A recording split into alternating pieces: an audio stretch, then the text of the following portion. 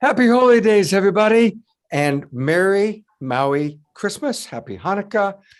I'm Love Coach Scott Catamas, and I'm coming to you from Maui, where I'm here. I just helped to officiate a wedding this afternoon, and we have a really powerful show.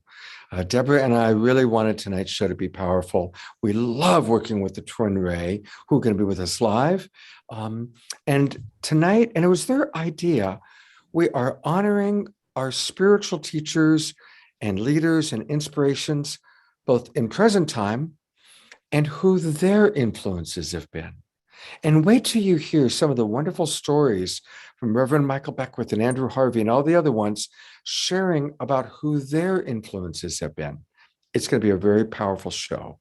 And throughout the night, we want to invite all of you to put in the chat box who your influences are. Now, a lot of you are watching us on Facebook. Welcome. Welcome, everybody watching on Unify or on Alan Steinfeld's YouTube channel or the 150 Facebook groups and pages that come to us via John Raymer and the Sign Network. And John, by the way, is going to drop into our after show tonight. So thank you, John and Summer, for all you do. And so all of you watching on Facebook, come on into our Zoom room. It's easy. Just go to globalpeacetribe.com. That's globalpeacetribe.com and register. It takes about a minute. And then you'll immediately get the link. You can come on into our Zoom room. We always have good 200 or 300 people in the Zoom room.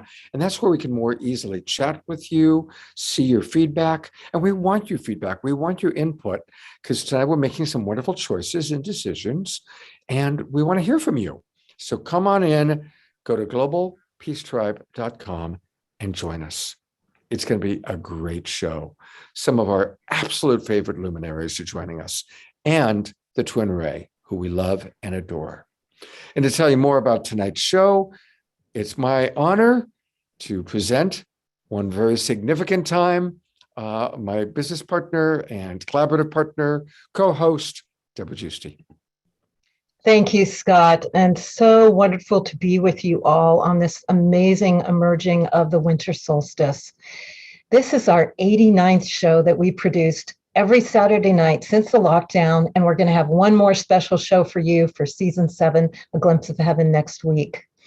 Thank you so much for your donations as you register, and all your donations on our donation portal where you can get tax deductible donations, because these are really important for us to produce the show every week. And again, tonight is going to be an amazing show celebrating winter solstice by honoring beloved spiritual teachers of past and present. So we're now in the powerful window of the winter solstice, which is a very special holy time for many of us, especially this year, with it being such a potent time on the planet for change, for challenge, for new directions, and for dynamic evolution. So we have the opportunity now to review the year that's ending, let go of previous soul contracts that are not serving now, and be open to the guidance of new beginnings and new opportunities that are available now to each one of us on so many levels. And it's especially important to look for the guidance and wisdom of those who light the way for us. So we're dedicating this show to honoring beloved teachers of the past and present. We are so lucky in this lifetime to have access to so many teachers of the past and the present, the ones that are living now here, and also the ones that are working from the higher dimensions to guide us towards the path of evolutionary awakening. So this is really, truly a blessed time to be on the planet for spiritual growth, because modern technology can actually put us in touch with so many of the major teachers that have deeply influenced the awakening of humanity. Just yesterday, I was on Facebook with the Dalai Lama, for example. How special it is to just be right there with amazing teachers like that. So this very special show, we have created and collaborated with the Twin Ray, Shekinah and Sananda, who Scott and I consider to be one of the greatest spiritual teachers today, and who are here strongly on mission to support the awakening of humanity. And also tonight, we're going to have other amazing luminaries who are going to share their inspirational teacher stories and share who has and influence them on wonderful ways. And we're going to honor and give respect to these amazing spiritual teachers. And we find that the ultimate spiritual teacher, the supreme guide, is always love. So there's going to be a lot of love on this show tonight that we're going to be sharing, that we're going to be infusing, that we're going to be all connecting on. So our shows are always about love, but even more than ever, tonight is about love. So I'm so happy to present to you our speakers, presenters, musicians for tonight.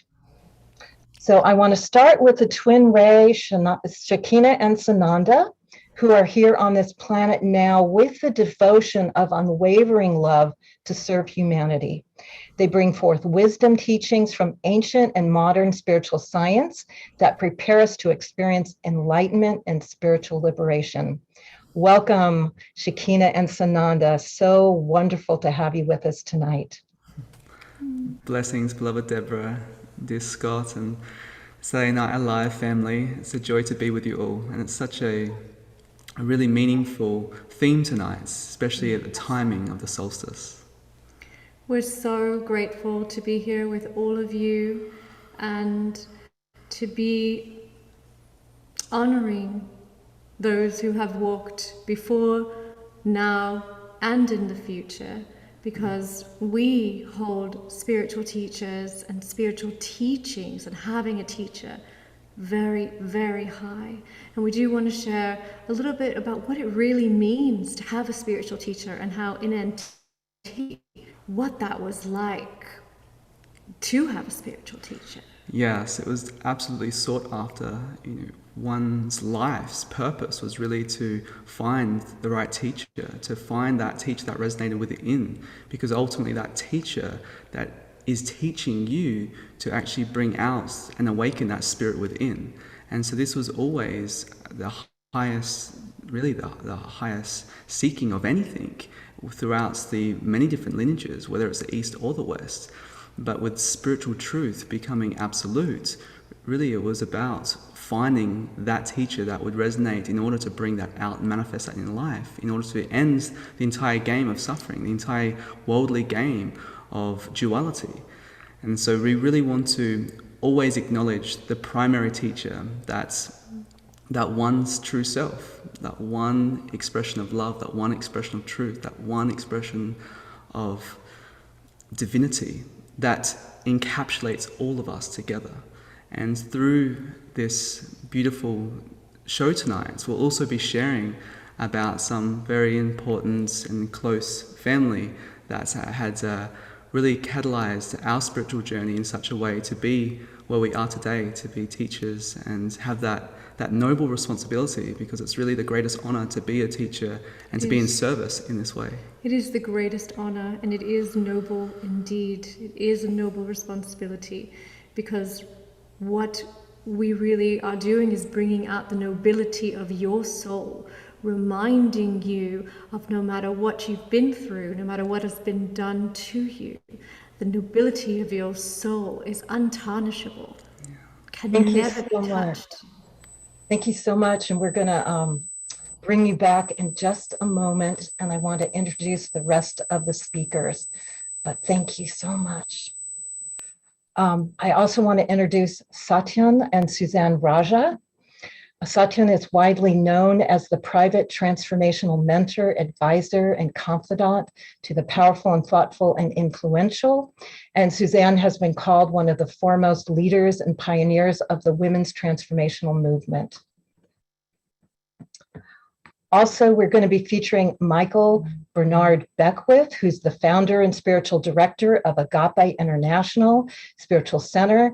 They are highly regarded. He's highly regarded for his teachings and science of inner transformation, and he embraces practical approach to spirituality using meditation, prayer, life visioning.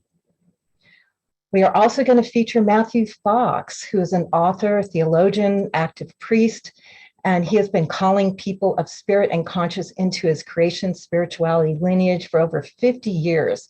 He's produced 38 books, he lectures, and he's going to have a really special message for us tonight. Tonight, we are also going to feature Lynn Twist, who's the co-founder of Pachamama Alliance, the founder of the Soul of Money Institute. She's dedicated herself to alleviating power, hunger, and supporting social justice and environmental sustainability. And she's going to teach us about her spiritual teachers that have been her guides to her amazing work on the planet. And as always, we've got incredible musicians, spoken word. Astarius Miraculi has facilitated the spiritual community for over 40 years. He's an Ascension ambassador, didgeridoo vocal harmonic sound healer. He's a poet, astrologer, Reiki master, and teacher with 24 music albums and 2 books. And we're also so happy to have Marcy Made of Light. She is a composer and multi-instrumentalist who had a spontaneous awakening at the age of 20, and she became a sought-after body worker and coach, but then embarked on a 7-year initiatory path of yoga, meditation, and that's where sacred music became her calling. And now I want to bring back the Twin Ray, who are going to be with us a lot during the evening, which I'm so happy for. The Twin Ray is very special beings. They are guided by a compassionate heart and unified by a divine love marriage at the level that they are unified as one being. The Twin Ray, Shekinah Ma, and Sanandaji have a wonderful common mission that includes sharing potent and ancient wisdom and a deep honoring of unchanging truth, held in the devotion of their unwavering love to serve humanity. Their teachings are contemporary, but yet they hold an ancient thread. They're simple and profound. They still the mind and open the heart. And they bring self-realization, wisdom through 5,000 years of an unbroken lineage of truth. But also it's very contemporary because they are tuning in to the new paradigm teachings that are being brought through at this time. They have an amazing golden age sanctuary among the mountains of Southern Oregon, and Scott and I were blessed to experience it in August. And here's where they, through their center, they inspire a global community of mystics, yogis, healers, and community leaders into action. And they model selfless service to humanity. And as Scott and I have been sharing with you, for me, they are one of the most amazing contemporary teachers of these times. And I have studied with a lot of high-level spiritual and ascension teachers. And for me, when I hear them speak, it's a big yes in my heart and my soul. So we are so blessed to have them tonight to share their wisdom, share their teachings, and it's going to be an amazing show. So I'd love to bring them on now and have them share a little bit more about the theme of the night and what we're going to experience tonight. So welcome again, the Twin Ray. Thank you, beloved Debra. We did the intro beforehand. We thought we were already doing that, so we'll just fall through. Really, it's so beautiful that what you've shared, and thank you so much. That was such a beautiful introduction, really heartfelt. Thank Yeah, you. and really the inspiration of this show was when you and Scott came and stayed here at the sanctuary, and it was so lovely because when you shared that, it was just so touching to our hearts. We're like, yes, we. It was such an honoring for us, and we, as you were honoring us, we wanted to honor, those who have been so meaningful to us, and we knew that this would be a show that everyone can connect with and everyone can relate to on some level. Yeah. Because when you really think about a teacher, yes, you can think about a persona or a personality, of course, but we're going to open this up to understand that everything is a teacher. Breath is a teacher. Yeah. And so we are going to talk about, yes, those who've been physically present and walked, those who have been ethereal, that are very, very close to us, part of our collective, and also something as simple as a flower, the sunlight and breath. Yeah. Exactly. The simplicity of life, that everything becomes a teacher. Everything's redirecting you back to the true self, truly. And that's really all that the purpose of being taught is, to redirect you back to the truth that's already inside you. And sometimes it's the unlearning process, and that divine truth sends you straight back to your heart and allows you to remember really what you already know deep within. And so the nobility of a teacher also calls for the nobility of a student that has prepared themselves, a student that is really diligent on the path, that knows discernments, that knows how to let go and actually evolve into the true expression of their being, let going of all the limitations.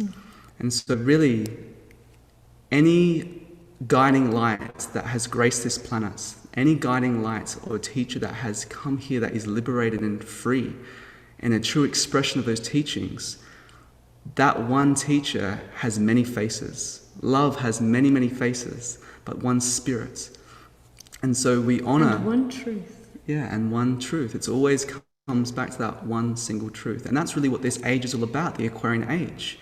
And where we are right now, preparing for the solstice, last solstice in 2020, where we had the profound conjunction, the Bethlehem star of Saturn and Jupiter, the greatest astrological teachers, coming to complete harmony and resonance to represent and announce to the world that this is the Aquarian age. They aligned at the Aquarian age.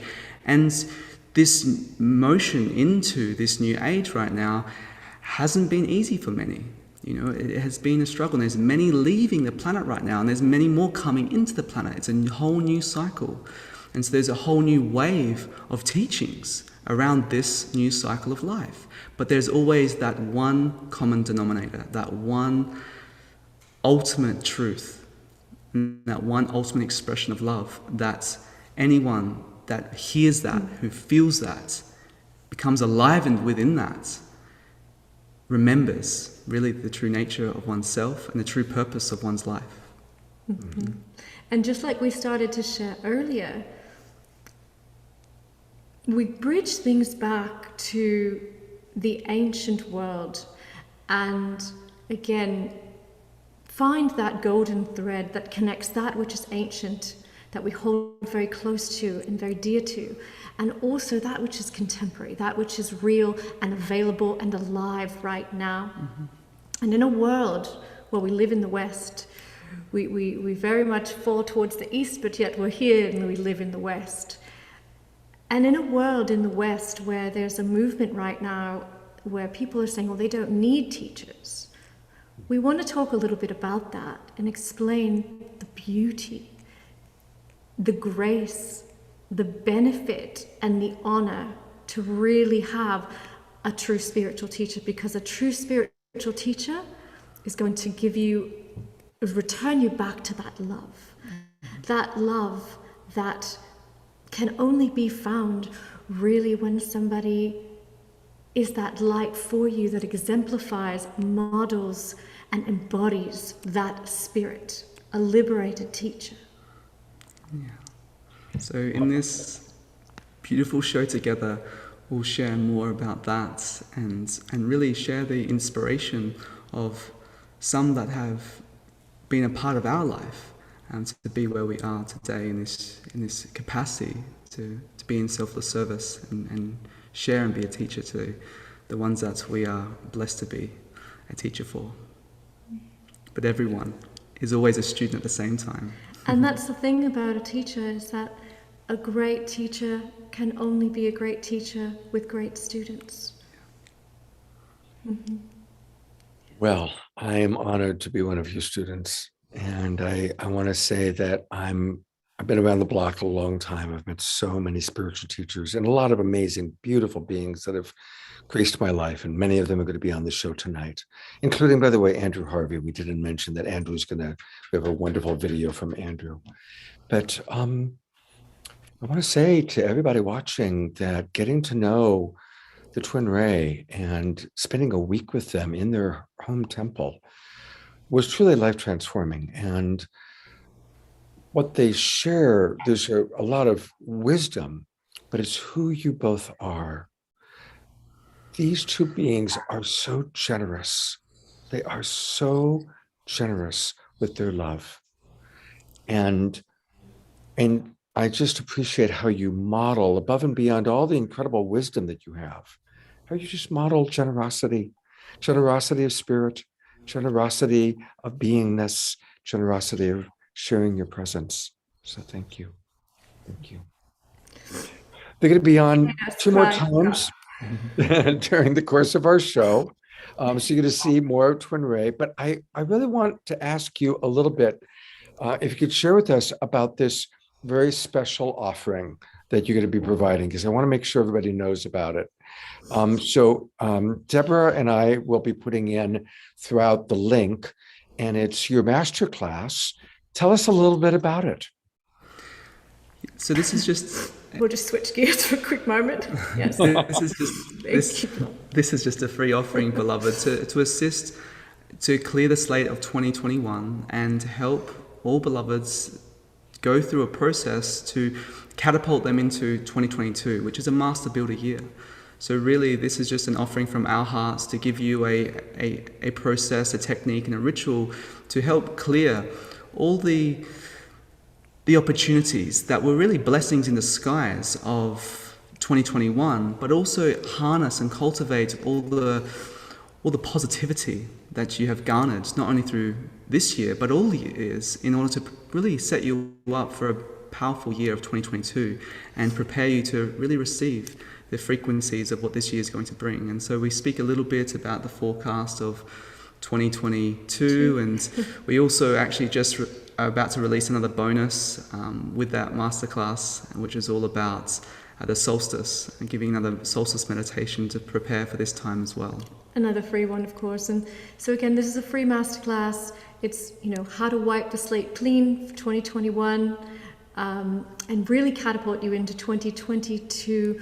We give beautiful practices. We do experiential work together and really bring you into a space to know the blessings that have been given, even if sometimes they don't seem that way. And again, blessings don't always come in rainbows. So everybody, all you got to do, you just put in your name and your email, and then you're going to get the link and you can watch it at your own convenience, at your own timing. Yes. We're going to hear from Satyan and Suzanne Raja in just a few minutes, but we always like to get things going with music. So to tell us about our musical artist tonight, here's Debra. Yes, we always like to start with high frequency music because music touches our soul, expands our energy, and connects us all. And we're so happy tonight to have a new artist with us, Marcy Made of Light. She is so perfect to start this evening tonight. After being trained from a young age on classical violin, she had a spontaneous awakening at age 20 and became a sought-after somatic body worker and coach. And she embarked on a 7-year initiatory path of traditional yoga meditation, and that's where she committed to sacred music as her calling. Her voice, her music is totally angelic, and it's going to be very beautiful to experience her tonight. So welcome, Marcy, and welcome to set the vibration and the high energy stage for this beautiful show tonight. Welcome, welcome. Thank you so much. Thank you so much. All right. Welcome, everybody. Just wanted to say hi, introduce myself and the song. We're going to sing to Ganesh tonight. Beloved Ganesh, Guru Ganesh, Ganesh that helps us through obstacles, Ganesh that can help us overcome our challenges and even find the joy in our challenges by helping us access the doorway to our own sense of divinity, really our own joy. So this song is in that frequency. It's meant to inspire and to help lift our spirits. If you feel called to sing along as well. Thank you so much for having us. I'm really happy to be here.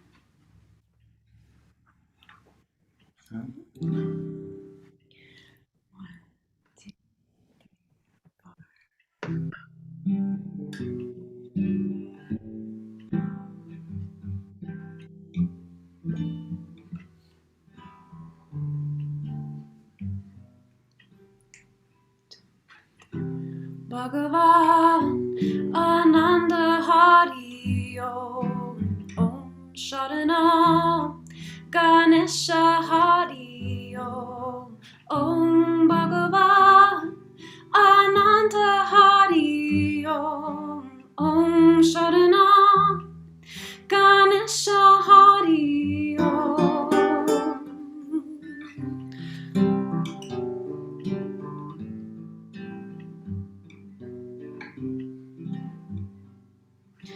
Om Bhagavan Ananda Hari Om Om Sharanam Ganesha Hari Om Om Bhagavan Ananda Hari Om Om Sharanam Ganesha Hari Om. Shri Ganesha Jaya, Shri Ananda Dev, Jai Ganesha Deva, Jai Jai Jai. Shri Ganesha Jaya, Shri Ananda Dev, Jai Ganesha Deva, Jai Jai Jai Gurudev.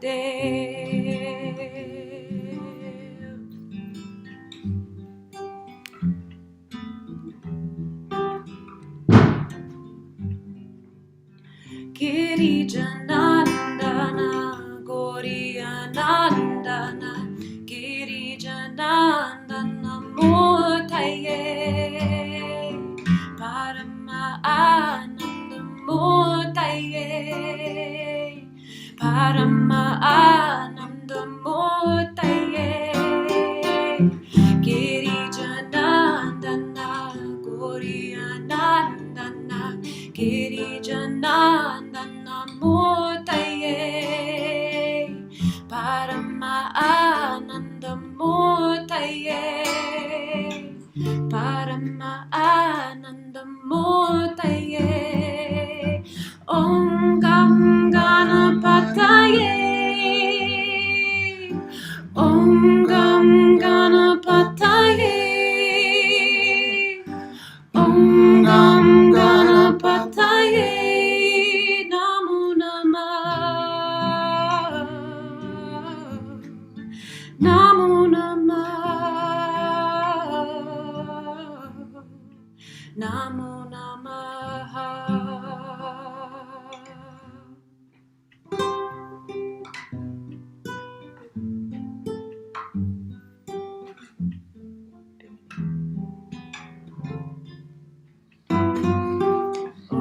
Bhagavan Ananda Hari Om Sharanam Ganesha Hari Om Om Bhagavan Ananda Hari Om Om Sharanam Ganesha Hari Om.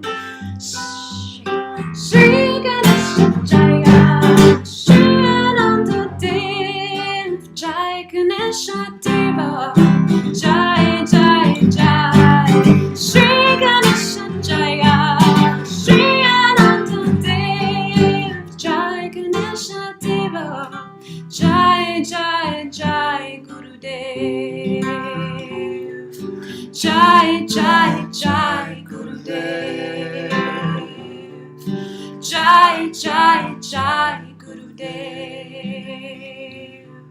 Jai Jai Jai Gurudev.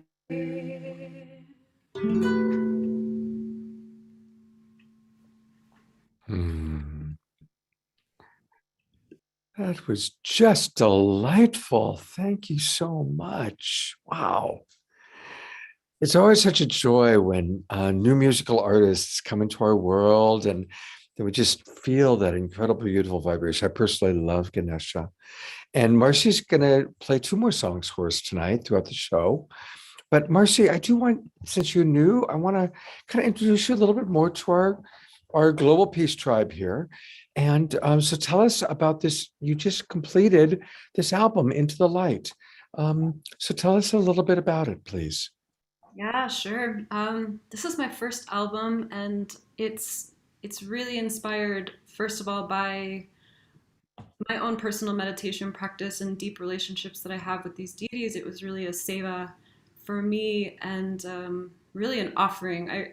Spirit was like, you really need to make this album. I was like, I don't want to make this. I have terrible stage fright. I don't know how to write music. I don't know how to make an album. I don't know, but really, Spirit kept nudging me, and I eventually ended up writing, recording over a 3-year process this album, which was inspired by my meditation practice, of course, but also over the course of the writing, learning how to write, recording, and launch. Scott and I were chatting about this, but a lot of the inspiration for the music, the melodies, came from overcoming deep personal challenge with my family, with my sister. My sister, who's younger than me, she was diagnosed with cancer right at the beginning of deciding to write this album. And it really, the journey of her cancer process, the melodies really carried us. They carried our family. They came through at times when we needed them. So these melodies on the album, there's 8 songs, and these melodies really were channeled through for healing. They were channeled through for bringing wisdom and light to situations that I didn't think we could see the light in them. The fireworks are going off here. They're saying yes, they agree. This music really came as a gift to bless our family and really bless everybody who hears them. So really, they are musical gifts. They are seva. They are a gift to everybody going through challenge, any particular challenge. And they are my gift to the world. So Thank you so much. It's a beautiful, beautiful, beautiful gift. Very, very beautiful gift, Marcy. And we're blessed to have you with us tonight. Really blessed.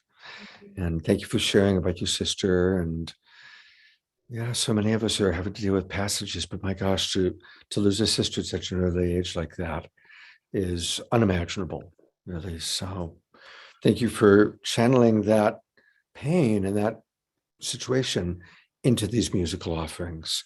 It's a beautiful modeling for us. Thank you. thank you so much. Well, when we started putting this show together, I just wanted to invite all my favorite spiritual teachers. And so Reverend Michael, yes. Lynn Twist, yes. Andrew Harvey, yes. And I now get to introduce 2 of my absolute favorite spiritual teachers that I have so much respect for. And of course, I'm talking about Satyan and Suzanne Raja. They are, to me, the perfect balance. They've been married forever. They've raised children. They've been incredible business people and entrepreneurs, and they've written the books, and they've done all sorts of creative expressions. And again, like the twin ray, it's who they are as beings that supersedes all of that.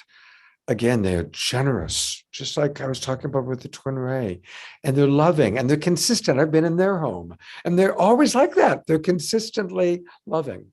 And they bring together, their company is called Warrior Sage. And I love that about Satyan and Suzanne, because Satyan does have that fierce warrior discipline and focus that we need. but he also has the wisdom and the sage. And then he always brings in the beauty and the equal partnership of his beloved, Suzanne, the divine feminine. So I love having both of you here. And again, kind of tonight, we're sharing who our influences have been. So I'm eager to hear who have been some of your spiritual influences and how have they impacted you? Well, first of all, it's always a blessing, Brother Scott, and you and Debra and all the team who put this together in week after week after week for the upliftment of all beings. You just do this so fully. I want to honor and acknowledge that and ask all of our brothers and sisters to acknowledge all of you and your team for this tremendous offering, because you're transmitting what I believe is the heart of what's needed right now, which is wisdom in all its forms. You've been doing it for you've been doing it for decades, since a young man, but in this form, for I know close to 2 years, maybe even beyond. And what you're injecting is the essence of what Suzanne and I feel is the most important thing on this for us individually and as a society collectively, is embodying wisdom as the heart of all decision making. Our leadership is sorely lacking wisdom. They're coming from motives other than wisdom. And we know this. We can feel it. And we can correct this, realign, by making wisdom the core of our search. Not attainment, not more stuff, not more metaphysical stuff, not more material stuff, but really, there was a time when aiming for wisdom, being wiser, was the highest pinnacle of life. And now we put monks in TV commercials and make them seem hilarious and stupid, and we've made it not cool. It's tough. But the thing about wisdom, it's eternal and always cool. It's the coolest thing around. It's the most sexiest thing because it's true. It's the most penetrating because it's real. And it's the most lasting because it's eternal. And this is our nature. And so I welcome all of us right now to come into our highest alignment, because we already have a natural tuning for it. Everyone knows this. We all are reminders of it in our own unique way. And I believe this is the time to surrender as much as we can the reins of control to the tuning fork that's already within, which is wisdom itself. What have we learned already? Not what we need to learn more. What have we learned already that we could apply deeper? That's the walk of wisdom. Yeah. And, my spiritual teachers are my husband, my children.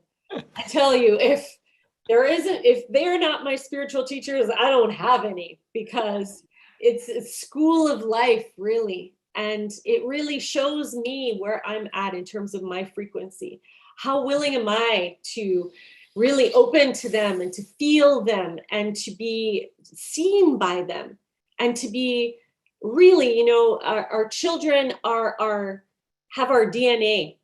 And so they are keenly able to activate the parts of us that, no one else knows, no one else can see, no one else knows about that, right? I can see others just going, yeah, we recognize that. And it's just,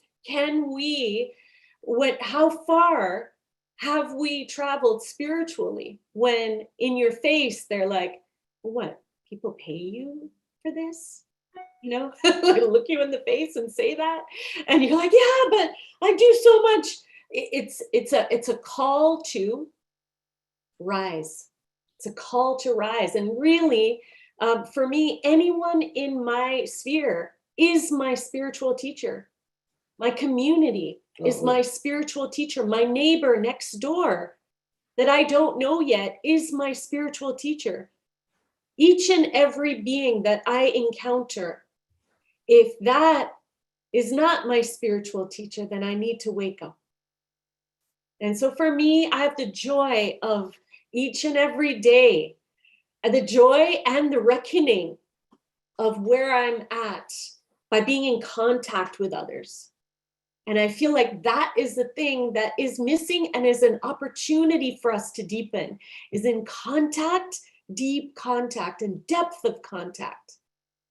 And it is there, and it's in this universe where we all are, is where there's the possibility for growth and transformation. And so I bow to each and every one of you, and to my husband, my children, and those that I serve. I thank you for being my spiritual teachers to help me to be where I am today. Thank you so much, Scott and Debra, for having this forum. You are blessed angels for holding this, for others to be able to drink from this well of spiritual alignment and upliftment. So I thank you. And it's a pleasure to be here. A lot of people are now saying, thank you. That is so well said. And I love that, we're going to be bringing in Yogananda and different people, but, you brought it down to like daily life so beautifully. It's like everyone we connect with can be, because ultimately it's all God experiencing itself as Satan, as Suzanne, as the different people in our Zoom room. So, thank you so much for just that incredible reminder, very, very beautiful and very, as I like to say, perfectly human. I do want to ask you to share with, anybody in our audience who doesn't know about Warrior Sage. Tell us a little bit about what's happening with Warrior Sage and how people can get involved if they're not already. Well, please, you're welcome to come and visit our website, warriorsage.com. And we have a whole bunch of content library. Our focus is working with leadership. We work with different companies, corporations. Leaders are on the forefront of making positive change on the planet, and we help them really come into their highest alignment and empowerment and impact, so they're able to achieve their aims in life, their highest intentions, taking the path of least resistance. So please take a look around. There's many shares and experiences from many great leaders, many great expressions of wisdom, and a lot of wisdom from many amazing people to drink from. So please come and visit anytime you'd like. Beautiful. Well, thank you both so much for taking some time out. I know you're in the midst of something very special today. So thank you for taking time out to be with us. I love you both so very, very much. Oh, we love you too. Love you. God blessings. Thank you so much, you too. Bye. Bye, Debra. Bye. Hi. Bye, y'all. And Astarius, I love you. You don't know me, but I'm blown away by you. I've been like listening to your stuff in the background. It's blowing me away for like a long time. Thank you, sir. Oh, that's very cool. There's, I'm bringing Astarius on. There we go. There he is. That's the thing. It's like we all get to meet each other in all these wonderful, wonderful ways. And some of us have known each other for decades, and some of us meet for the first time through Saturday Night Live. So, well, we love our wisdom jewels. And to introduce tonight's wisdom jewels, here's Debra. Thank you, Scott. And I want to echo what they just said, that a lot of my great spiritual teachers are my cohorts. And I want to honor Jan Kaplan and Jay Mayer, who have been our partners on the show. And they create the incredible wisdom jewels every single week. And they are brilliant at what they come and what they create every week and what they bring to us. So I want to honor them for being my spiritual teachers with the wisdom jewels every single week, and incredible ways that you bring through the creativity and all that you create with that, as well as helping us with all the shows that you've helped us with over the years. They've been here since pretty much the very beginning, right by our side. So I want to honor you so much for being such a big part of this continuing in so many ways, with 89 shows as of tonight. So thank you. And they've done an incredible job this time. We asked them to do a very special one this time. And so we're going to be blessed by the wisdom jewels that honor our spiritual teachers of past and present. And this particular one is going to be a little bit longer than usual, because we're going to see a lot of images, video of some of our most favorite spiritual teachers. So kick back and enjoy. And again, thank you, Jay and Jan, for creating this.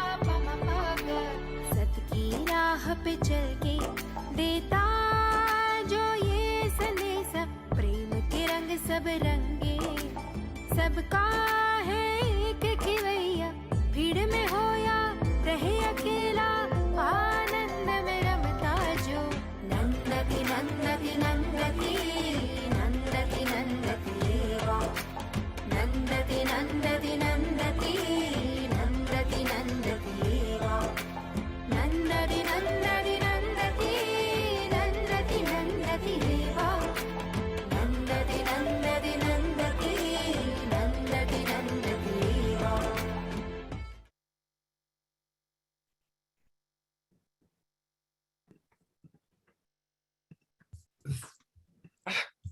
That was wonderful, wasn't it?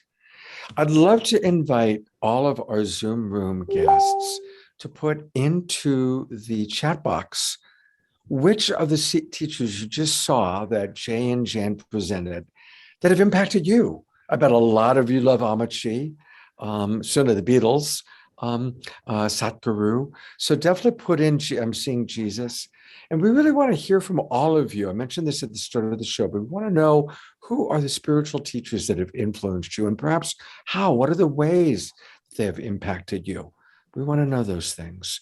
And again, I'm going to bring Jay and Jen up just for a minute because they do so much. And thank you, Jay. Thank you, Jan, for putting that together. And tonight's after show, we're going to show some longer segments. We have a wonderful sequence with Andrew Harvey and several other teachers. So that's going to be the after shows, hearing from all of you who your spiritual teachers are, and then watching some additional videos. So thank you, you guys. Really great work. Really, really wonderful. And I'll just kind of read for anybody in Facebook, some of the ones that are coming in. Wayne Dyer, Jesus, Rabbi Joseph Gelberman, St. Francis of Assisi. Somebody wrote Jay and Jan. There you go, spiritual teachers. Amma, Twin Ray, absolutely. Sadhguru, Master Jesus, Baba Muktananda. And it's flying in so fast, I can't keep up with everybody now. But please keep putting it in there. So Debra and I are really excited because we are moving forward and we are moving our show forward. I'm going to bring Debra on with me. And we want to share with you a little bit about where things are going in our future. We went in depth in our early Zoom room show. So a lot of you already know, so we're not going to repeat all of that.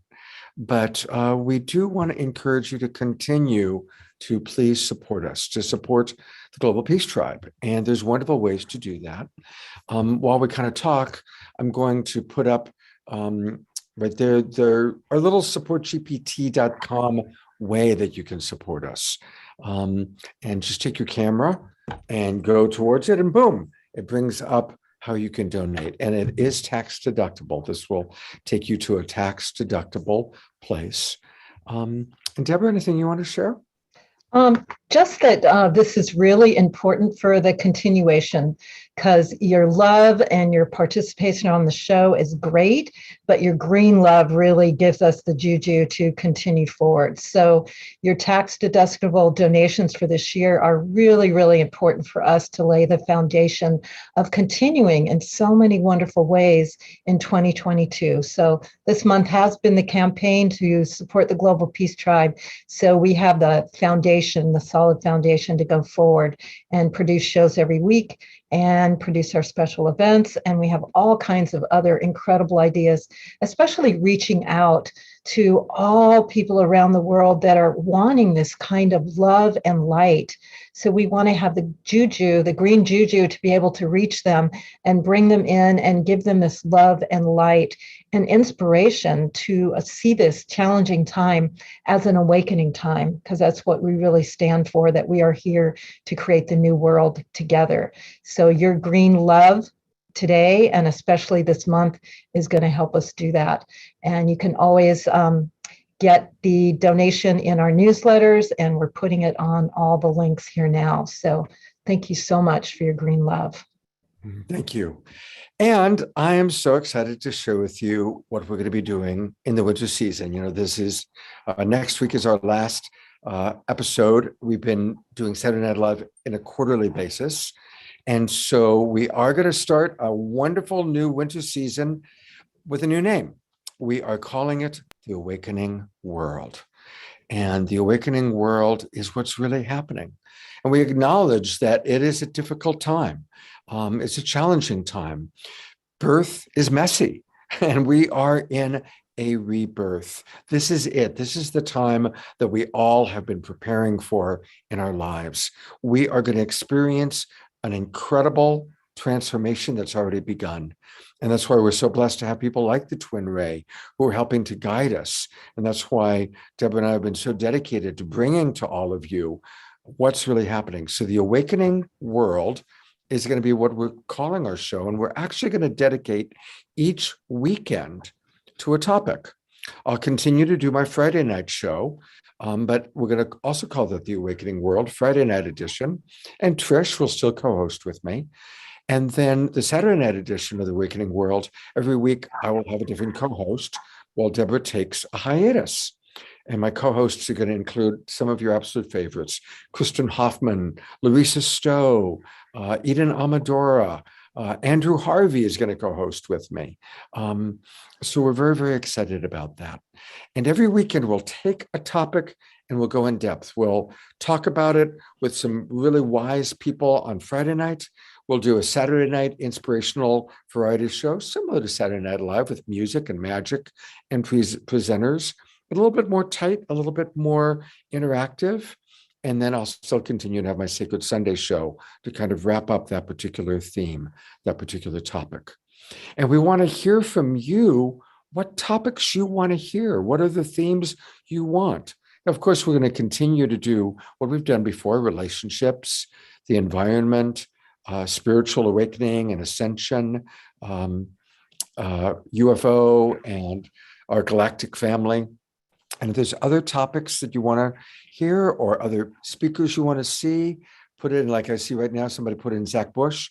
TJ Woodward, who was on my show last night, just did a show with Zach, and he's talking to Zach about coming in and working with us. Charles Eisenstein's been on our show a few times. He'll be on again, I'm sure. And so definitely put in the chat box who you want to see, and please continue to support us. And Debra is going to put in the chat box right now how you can register for our winter season, the winter season of The Awakening World, where we all are going to collaborate and support each other.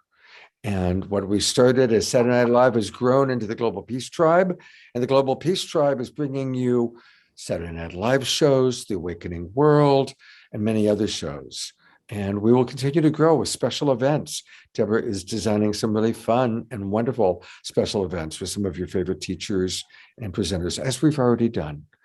So welcome, everybody. It's an exciting time. It's a time of change and growth, and we're really blessed to be bringing that to you. And now to present our next wonderful presenter, here. Oh no, we're actually going to see a video of Lynn Twist. You know, we had Lynn on the show a few weeks ago, but when we were talking to her, we also asked her about her spiritual teachers, and she gave us a great little video soundbite, which we'll play. But to tell you a little bit more about Lynn, here's Debra. Yes, thank you, everyone. And just letting you know, for Awakening World, I totally support it. I won't be on the shows as much, but I am totally supporting growing the Global Peace Tribe to come out in a really stronger way. And I want to honor now Lynn Twist being with us. As you know her from Pachamama Alliance, and she has been an incredible light worker working with Teresa and many other people, Mother Teresa. And we asked her to please share who are her spiritual guides, because she is such a powerful woman on the planet. And this is the very special transmission that she gave to us for this night. Lynn, thank you so much for joining us. And tonight we're looking at the influences of wisdom keepers and spiritual teachers from the past and how they've impacted the people that we look to today. And you're certainly someone that I've personally looked to. You've inspired me for years with Patchwork Foundation and way back when I learned how to do Awakening the Dreamer. And I'm curious, we all are curious, who have been some of your influences? How do they impact you? And perhaps even maybe who you might model yourself after? Well, my greatest teachers, I've been so fortunate to have the opportunity to work with some incredible people or to be around some incredible people. And I'll start with Buckminster Fuller. Buckminster Fuller was a seminal teacher for me. And everything that I talk about that has to do with sufficiency and scarcity, which is one of the messages that I speak about very frequently and is also part of my book, The Soul of Money, really comes directly from Buckminster Fuller, from Bucky, who lived in the 20th century and got into his 80s and was called the grandfather of the future. And Bucky was such a role model for me because when he was 27 years old, he contemplated taking his own life. He considered himself a failure. He hadn't really provided well for his family. He had lost one of his children to a very tragic death. And he considered himself a throwaway human being. And rather than taking his life, he decided, well, if I'm a throwaway human being, maybe I can take this ordinary person, this life, and dedicate it to see if one ordinary human being can make a difference, one little individual can make a difference that impacts all of humanity. And so from that moment on, rather than choosing to die, he chose to live what I call a committed life. And out of that, Bucky invented the geodesic dome. He invented an electric car in 1949. He predicted and prophesied much of what's happening today. And he was an extraordinary human being. And he coined the phrase, a little individual can make a difference that impacts all humanity. He also coined the phrase that got picked up by Werner Erhard, another one of my teachers, and the whole Est world, which I was part of, which is to make the world work for everyone with no one and nothing left out. That came from the relationship between Buckminster Fuller and Werner Erhard, two of my greatest teachers. And then Werner Erhard, out of his relationship with Buckminster Fuller and others, John Denver being one, created the Hunger Project. And I was part of the EST network at that time, Erhard Seminars Training, which has now become the Landmark Education Corporation.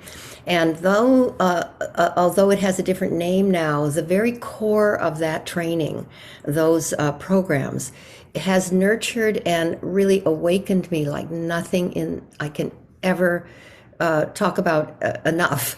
I just loved all of the work that came from the S Network and Landmark. It totally woke me up. It set me on a path of giving my life to something larger than myself.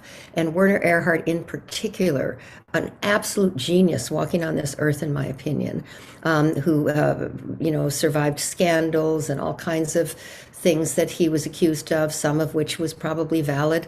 Never mind, this man is a genius, and what he created for me and for millions of people has generated all kinds of cascading projects, initiatives, results, and transformations in this world. So Werner Erhard, Buckminster Fuller, and then Joan Holmes, who was the CEO, president, and executive director of the Hunger Project. She devoted her life and still is devoted to ending world hunger. And the way that Joan found her groove, her swim lane, her essence was through committing herself to ending world hunger.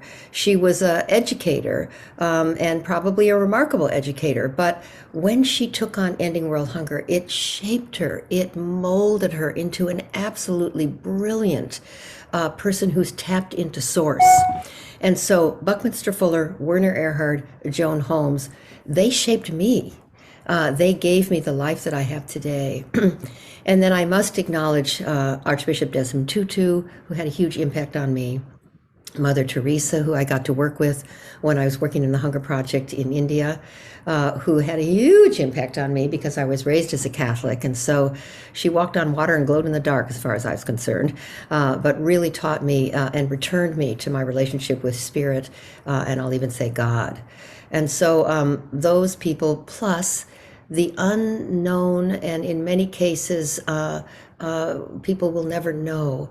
The people that I worked with on the ground in Bangladesh, in India, women and men and children in the conditions of hunger and poverty, in Senegal, in Ghana, in Guinea-Bissau, in Zambia, in Zimbabwe. And then finally, the indigenous people of the Amazon, who have been my greatest teachers in this chapter of my life. So those are some of my heroes and sheroes that shaped me, that molded me, that contributed to me, that made me into someone who could really make a difference. Mm. Isn't it interesting to hear the people Thank you that... so much for sharing all of that. Oh. And I did not know that. It's so interesting to hear from people that I respect and honor who their influences are. And of course, we're going to hear from several more tonight. I get to turn it back over to our wonderful collaborators for tonight's show, who I don't want to gush too much, but I really am so grateful for their presence in my life and their presence in their world. And already so many people have been touched by them. I was at a wedding this afternoon. That's why I'm here in Maui to support a couple that I've worked with for years that got married this afternoon. And the woman who had been hired as the camera person, who I had never met before, comes up to me and she goes, "Oh my God, I can't believe you're here. I love your show. And I love the Twin Ray. The Twin Ray, whenever I need inspiration, I go to the Twin Ray now. And I learned about them from your show." And so I said, "Well, you got to watch tonight." So it's pretty wonderful. And so with no further ado, because we've already done a wonderful introduction, I'm going to turn it back over to Sananda and Shakina, the Twin Ray. Thank you, beloved Scott. Thank you so much. That's so sweet. What a wonderful story, and what a small world. Isn't it something? Everywhere. Yes. Yeah. Yes, it is. So, beloveds, this segment in particular, we really want to take our time with, because it's very special, especially today, and very meaningful to us. We might cry, we might not, but you'll feel us regardless. As yesterday, one of the brightest lights on the planet shed her body and took her last breath. And this beautiful being was very, very close to us, very, very near to us, and certainly one of our greatest inspirations. Yeah. This is one of our closest friends, our closest teachers, a grandma, a healer, an alchemist, a beautiful being, really. Her name's Grandma Chi. She's one of the greatest healers, really, of history that the world will never know. She dedicated her life to healing. She dedicated her life to the divine sciences. And we wanted to really take a moment through this segment to honor her and to honor her life and how it touched us in many, many ways. This particular beautiful woman, she was remarkable, really. One of the most remarkable beings that we've ever been graced to really come across. By far. Yeah, just her humility, her selflessness, every single breath that she would take, it was dedicated to either healing someone, feeding someone, clothing someone, teaching someone. Really, she was, in her later years, her body became so fragile after the amount of healings that she would consistently do. She was able to heal cancer just with a literal click of her fingers. She was amazing in that respect. She healed thousands and thousands of people. Like literally, she would have lines out of her door with people that with all sorts of illnesses, but cancer was her specialty. And she was able to pull that out of people in mere hours, if not days. And when I first met her, just to share a little bit of a story, about a decade ago, or thereabouts, the day before I met her, a being appeared to me and said, I'm going to be bringing someone to you. And this being... Someone that you already know quite well, but just not in this lifetime. And I didn't even know really who this being was that was communicating to me. It's the first time in this life I had actually received that communication. And that being turned out to be Babaji. And I had no idea who Babaji was at the time, but he had visited me and said that I'm bringing you to someone special. And then I ended up on the doorstep of Grandmaji, and she looked at me. She took one look at me and smiled. She said, nice to see you again. And we get to start all over in this life again. And I was really captivated by this woman in so many ways. Just really, it didn't matter if you were a homeless person on the streets, or whether you were a dignitary or a world leader, or royalty, or anything. She would treat everyone exactly the same. And she would speak to everyone exactly the same, and she could see right through every single person. Yeah, in fact, she would actually feel more sorry for people that would cling on to the higher titles and feel like life's purpose was about actually acquiring titles or acquiring status. She would feel really sorry for people like that, and she would really know that they would have to unlearn all that to become humble in the face of spirit. But really, with every breath, even when her body was ailed, she would still be filling her entire truck with blankets so she could drive around and deliver blankets. We would drive her around. We would drive her around and to deliver blankets to the homeless people. And make little packets with her and these little care packets that she would call. We'd go to the dime store and buy all these different... Everything. Anything that you could possibly imagine that someone would need that couldn't take care of themselves would be in that packet that we would purchase for her. Yeah, would create these, and she was so resourceful like that. She was extremely resourceful. Everything that she saw, she could see how she could utilize that in order to serve someone and to help someone. Really, her life was in such selfless service. And she has so many phenomenal stories. There's this one story. She was invited. She was just a regular householder. She never wanted to be on the world stage at all. Well, she had everyone, really, so many people who heard about her, wanting to write about her, wanting to publicize her, and she didn't want a bar of that. She didn't want anything to have to do with that at all. Yeah, she was really didn't want to be in this world, but wanted nothing to do with the world in that sense. But share this beautiful story. So there's one time, she came into this profound gift. She had always this clairvoyance and this mediumship and this psychic ability to really just see through someone and read incredibly their entire life stream. She had that gift, but there was this one moment when she met someone that was able to heal her of a cancer that she had, but he was sworn to secrecy, and she wasn't able to learn. She's like, I want to learn this. This can save the world. This can really save the world. And she's like, I can't. And this was someone that was a high elder of a specific indigenous tribe, and he was by 5 years old taken to the caves and basically became the main healer for all the tribes, all 13 tribes at that time. He was a Lakota elder, and he was sworn to secrecy and wasn't able to share this science with her. And so in her frustration, she yelled and screamed at God, she said. And she said, why would you give someone this incredible ability but not allow them to share this gift with the world? And that evening, she was instantly transformed. She was touched by this potent light, this incredible master actually that came to her.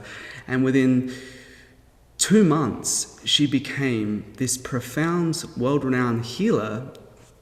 Even though she didn't want to be known, she became known, and she was invited to be basically healer of different places around the world. And there's this one location that she was invited to go to, which was Brazil, and she was asked to give a teaching in front of 1,000 people, and of indigenous and native elders and the tribes in Brazil. And she went up to there was this couple that were having their land taken away from them, and they didn't have the money to protect their lands. And she put her hand on their head, and put her hand on one of their heads, and basically she knew exactly who she was going to, who had the purity of heart to be able to share. And she demonstrated something quite amazing. And this young man's mouth started filling up with sand, and just started pouring out all this sand, and out of his mouth came these precious stones like diamonds and rubies. And she then said, well, now you have the stones, now you have the money to protect your lands. And this is just one of the things that she would do. When she did that, she was seen, and she was quite targeted, actually, where she was seen for that ability.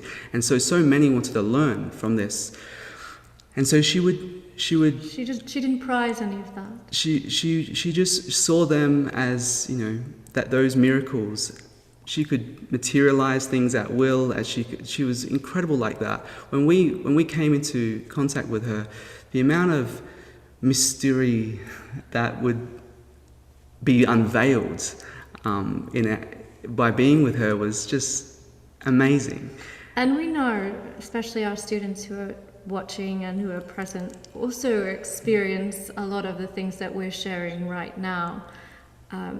And this is because, we are lineage holders of this. She passed this on to be able to carry into the world, and she taught us the divine sciences. Yes, well, she was given this directly by Babaji, and then Babaji sent me to her in order to learn this. And then I went on later years actually and sat with Babaji and finished that knowledge. Yes. But she was a really profound being. The amount of healings that she would do in a day, just in a day. She'd wake up at 6 a.m. in the morning, and she would start healing at 7 a.m. until 7 p.m. at night. And she would do this for many, many, many years. And we wanted to really honor her, as yesterday was the day that she shed the body. And today is the day that we've been inspired to co-create this beautiful show with Debra and Scott. So it's all about teachers and the significant teachers. And she was really a profound light. And out of all the things that I can say that she shared with us, and we again were very, very close to this beautiful being, very, very close. One of the things that always she and I giggled about was she would say how similar she and I were, and that we had those same gifts. And it was always something that, she had never known anyone like me, and I had never known anyone like her. And it was this beautiful, loving friendship, and there's just nothing like that. Yeah, it was actually quite interesting when I first brought Shakina to meet Grandma G. She laughed again and looked again at her and said, "Oh yes, I know who you are. And welcome, my dear." And then she instantly said, "Grandma approves." Just was so happy we were together. Extremely happy that we were together again. And so we really want to celebrate her life and all the many things that she did, and all the many miracles that she performs. Was such an inspiration, just a really humble heart. And in fact, one of our greatest honors was really to help escort her yesterday as we were helping her, go through the veils of high dimensions. We've been helping her go through the veils for the last, strongly since Tuesday. Yeah. But yesterday was the day. Today was Friday. And she was someone, she had two sides to her. She had this incredible yogic wisdom, sage-like presence, but also she had this ancient grandmother In fact, she was given the hide, the skin of the white buffalo. She was honored as the wisdom holder of the white buffalo, to hold all the 13 tribes together and met the 13 medicines of the tribe. And so she was someone that held the walking stick, and it's our great honor that we've been blessed in our life to carry that tradition forward. That's what she asked us to do. That was her request, to carry that forth. And well before she passed, she asked us to do this, and of course she knew we were already doing this, but now even more. And she's a great master that has other bodies as well. So she's dropped one body, but she'll jump into another one. She'll jump into another body. So, really, that's part of the science. That's part of the science, and that's one thing that we really feel inspired to share with our community, how to properly inhabit the world in such a conscious way. Yes, absolutely. Mm-hmm. Be honored to have you. Yeah. Somebody needs to mute. One of our panelists needs to mute. Just a reminder. It's actually Scotty, if you want to mute him. He's muted now. Okay, great. Thank you so much, Debbie. It's so beautiful. First of all, you're sharing the kind of the personal level of it. And it's poignant because so many of us are have had to deal with death, or having to deal with death. So many that have passed. And again, you're just doing such a beautiful job of, as you share, just we can feel all your love and appreciation for this incredible spiritual teacher, and how remarkable that she made her exit just before you do this show that we had decided to do months ago on our beloved spiritual teachers. Isn't that something? Yeah.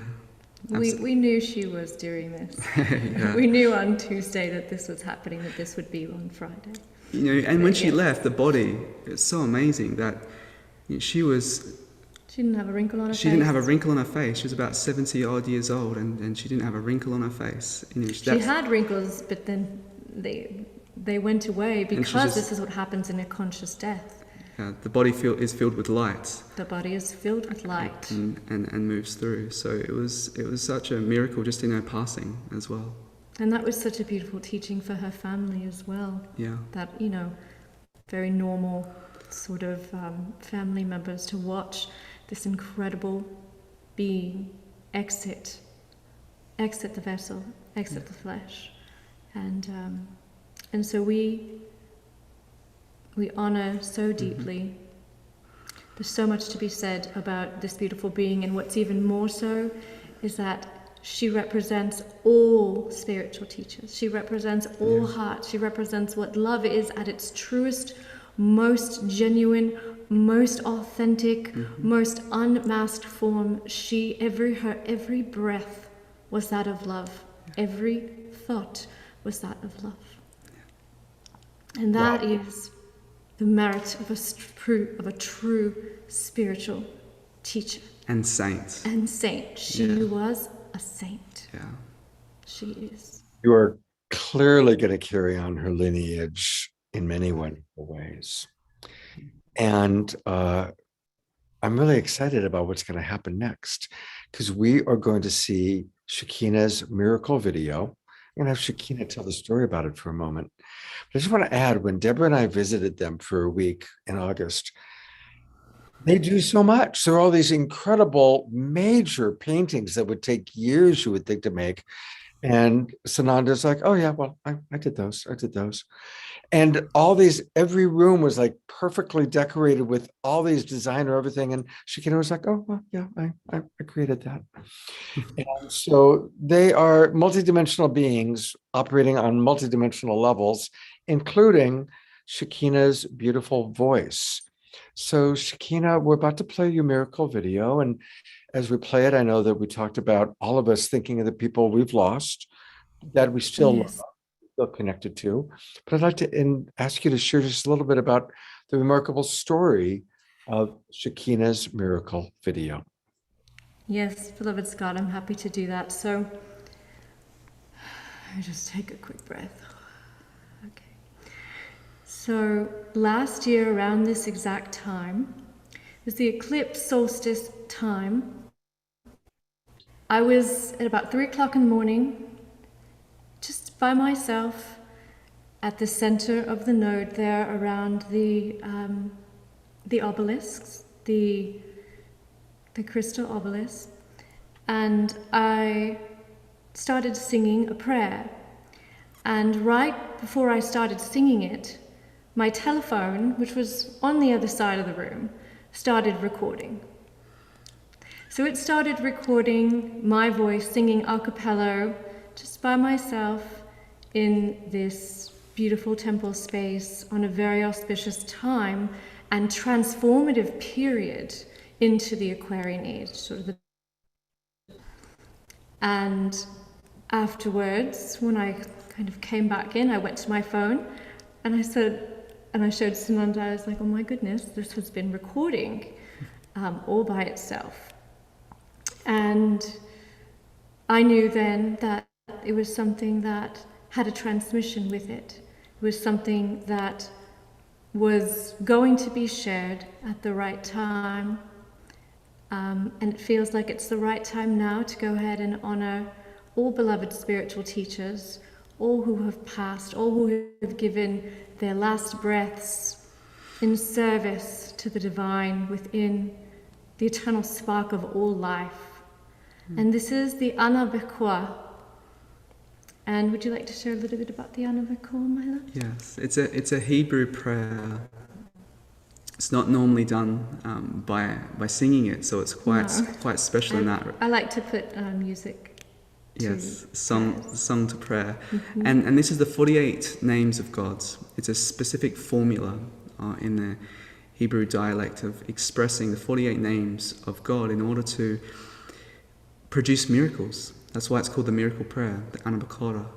And we want to offer this to all beloved teachers, and especially Grandmaji, and also all that are transitioning in this time. There's many that are transitioning.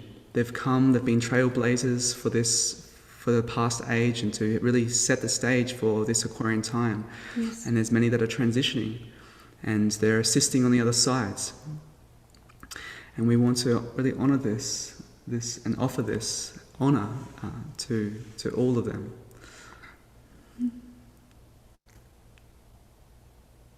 Hana bekoge julat yaminecha tati tehua kabelina tamcha sabenu darenu noa Hana bekoge julat yaminecha tati tehua Nagibod do shahe yichudecha kvevat shamurem Hana bekoge julat yaminecha tati tehua Bachem tachalem rachame zirkateka tamid gamlem Hana bekoge julat yaminecha tati tehua Asin kadosh burov tufka naheladatecha Ana bekoge julat yaminecha tati tehua Yachid gelamcha penesocha kadushatecha Hana bekoge julat yaminecha tati tehua Shaveinu kabel ushma sarkateinu yodeat alumo Hana bekoke julat yamineha tati deua. Baruch Hashem kavod malchuto leolam ba'ed. Amen.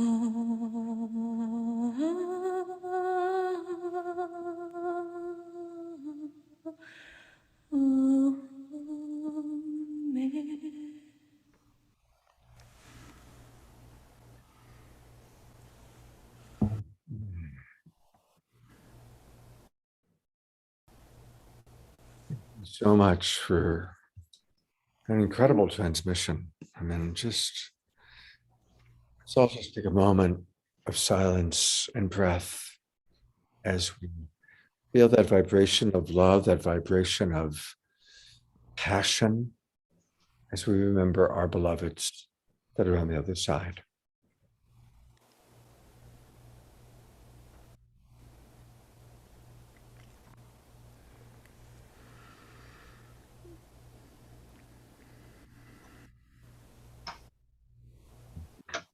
And thank you, Grandma-G. All right. The Twin Ray will be back a little bit later on in the show. And here's Debra. So beautiful. Thank you so much, Twin Ray, for bringing us to that deep heart share, honoring your beloved teacher and allowing us to honor all our beloved teachers that have passed or are passing. Very beautiful. Mm-hmm. And now we get to bring up another incredible being, Astarius Miraculi. He is many, many things. He has facilitated spiritual community for more than 40 years. He's an Ascension ambassador. He's a didgeridoo vocal harmonic sound healer. He's a poet. He's an astrologer. He's a Reiki master. He's got 24 music albums and 2 books. But mostly, he's here for the ascension of Mother Gaia and humanity. He is on purpose all the time. I never see him not on purpose with this. And he carries such a high vibration of love and high frequency. Really beautiful. And he is a master. He's going to share a lot of different things with us. Some spoken word, his didgeridoo, some music, his heart, his wisdom. And he's been a friend for a long time. Both Scott and I have known him in community, wanted to bring him on the show. This is a perfect show for him to come on and share with you now. So welcome, Astarius. Welcome to our show. Thank you, beloved. It's an honor to share in this sacred space and to be a catalyst for transformation and to bless the world. It's a wonderful opportunity. So in terms of my offering, I would love it if you'd play that video first, and then the things that I'm going to share in terms of spoken word, I'll share after that. You But I'd got love it. to. Absolutely. Here's a, Yes, here's a wonderful video to kind of introduce Astarius. The frequency of sound is a healing force. There's only one life in which we all share. Only one love through which we all care.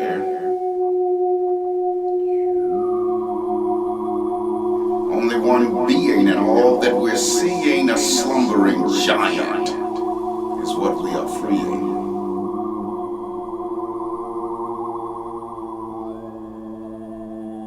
Which is a reflection of the endless nature of eternity, therefore, beloved, is waking up that eternal connection that you have with the Most High and calling you on to your absoluteness. This one's for you. The wise one's wisdom is the blind one's sight.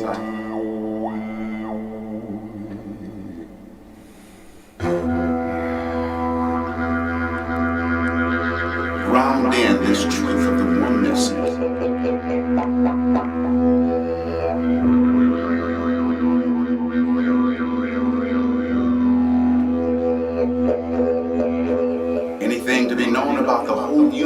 can be found within any one of us.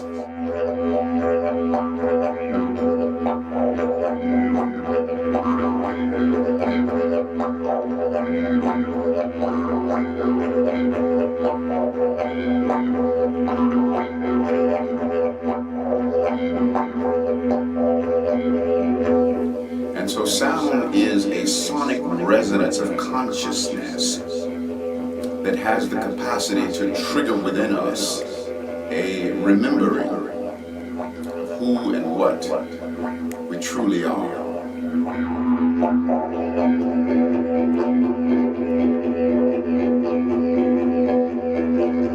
Ground in this truth of the oneness, of the wholeness that we all are.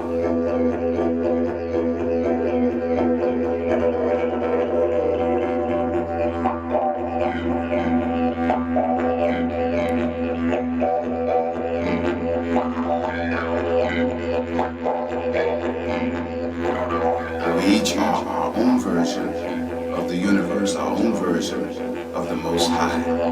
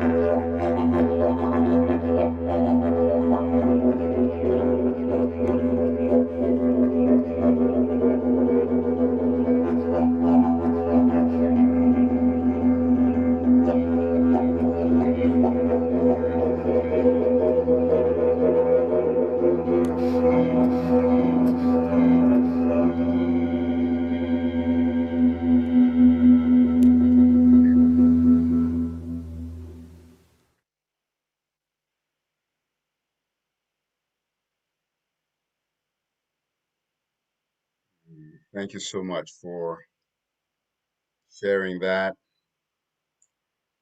And I just want to give honor, thanks, and praise to God, Goddess Absolute, my first and foremost teacher, to the clan of the trumpet angels who have taught me about the resonance of using the sacred sound. My mama and my daddy, Elizabeth Clare Prophet, George Adair, Elizabeth Valsala, Abraham Hicks, and all of my teachers, known and unknown, named and unnamed. I'm so grateful for all of them. And I'd like to share now. The first piece is called um, Song of Ascension. And it's something I wrote completely on the road. I'm safe at home in heaven's bed, not catching hell on earth instead. Many worlds did I create before my dawn in fleshly state. Traveler through eternity, timelessness, my legacy, journey to an endless end. I'm everywhere and every when. Nowhere did my life begin, and it shall never, never end. All times are now, all spaces here, and there is no reason to fear. While every living moment owns all past, present, future zones, I am the universal whole with multi-selfhood as my goal. As the spirit of the one creation is how I have fun. So from the great and central sun, legions of my spirit sprung to form and roam the galaxy to learn from every part of me. The lesson of the one in all, and pain of separations fall from high to lowest frequency.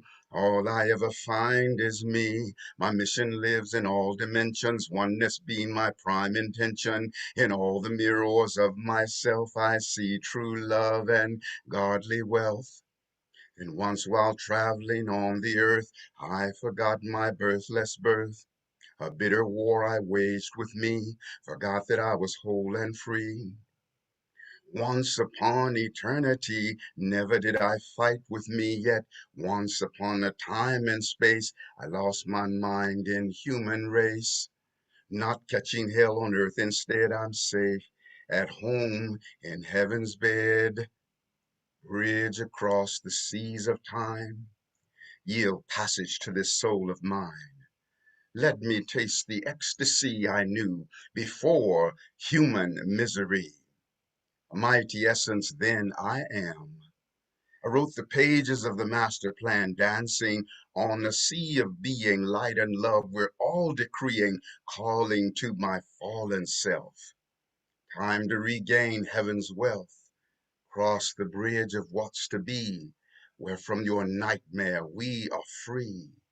I hear the angels calling me, saying, wake up, goddess, wake up, God, you're really free. Wipe the nightmare from your eye, spread your wings and watch death die. Wipe the nightmare from your eye, spread your wings and watch fear die. Bridge across the seas of time, shackles of my soul unbind. Awake now from illusions dread. I'm safe at home in heaven's bed. Awake now from illusions dread. You, beloved, are safe at home in heaven's bed. I love you so much, and I thank you all for remembering who you are, celebrating all of those teachers that have influenced you. Thank you for knowing that you make a monumental impact upon the expansion of life. Life is better by virtue of you, and that you are an unduplicatable blessing under Creator source, that Creator gets something from each and every one of us, each and every one of you, that Creator can't get from anywhere else. Let the awareness of that be the means by which the self-esteem is skyrocketed through the roof of the cosmos. I'm so honored to support our expansion, to walk each other home and come back to that absoluteness. And thank you so much, Scott and Debra, for just being a part of my journey for so many years. And I celebrate the contribution that you're making to the expansion of life. Thank you for the difference that you're making. It is an honor to be in co-creation with you. Mm. Thank you, beloved brother Astarius. And I want to give people two ways you can get more of this beautiful, beautiful man. His website is his name, Astarius, ASTARIUS.com. And he is truly, as we just heard, a sound wizard and an ascension ambassador. There's a lot of wonderful things happening on his website. In the upper right-hand corner, there's the video. And I really want to encourage everybody to go visit his website.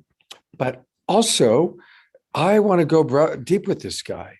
On my Sacred Sunday show, it's always people that I want to spend more time with. And I want to spend more time with Astarius. And he's always a busy guy. So I said, if I put you on my Sacred Sunday show, that way I get to spend hopefully a good hour, maybe even an hour and a half with him. So tomorrow morning, Astarius and I are going to be joined by Dr. Brenda Wade. You've seen her on this show a few times. And we're going to be talking about something really important, focusing on the Christ in Christmas. This is a topic that I know is important to you, Astarius, the Christ consciousness. Absolutely. And please, everybody, join Astarius and I tomorrow morning. It's going to be a really beautiful, beautiful experience, and important as we are in the Christmas season, whatever your denomination is, whatever your beliefs are, for us to really talk about what is the Christ consciousness that we're truly celebrating. One of the biggest revelations I got about that Christ spirit, I was at a church and the choir was just singing about Jesus. And all of a sudden I heard, gee, he's us. And it was such a profound revelation that followed that, because, I think that Christianity is truly Christ I amity. So I'm looking forward to what we'll share, on tomorrow. And then I also just, for the sake of those who might not have made the connection, because spirit rap is the most prominent thing that I have out there, and many of you are aware of that. I invoke, decree, and dream awake the full cellular ascension of my being, and all of that. And so it's been doing its work since the year 2000. So I just wanted to make that connection, because some people have heard that and been blessed by it, and they never knew who it came from, because people were giving it out like candy at one point, and that's wonderful because it was really helping. Thank you, Brother Astorius. I'm really looking forward to that together It's an tomorrow. honor. Thank you so much, and much love to you and all of the beloveds. And lastly, have many miles on your smile, and wiggle in your giggle, and tingling in your boots, and laughter ever after, putting your strut, and some wings on your butt, because you're always rising up at the top. There's room for all. It's just the bottom that's crowded, y'all, and so it is, and so it shall eternally be. Oh, Ashe.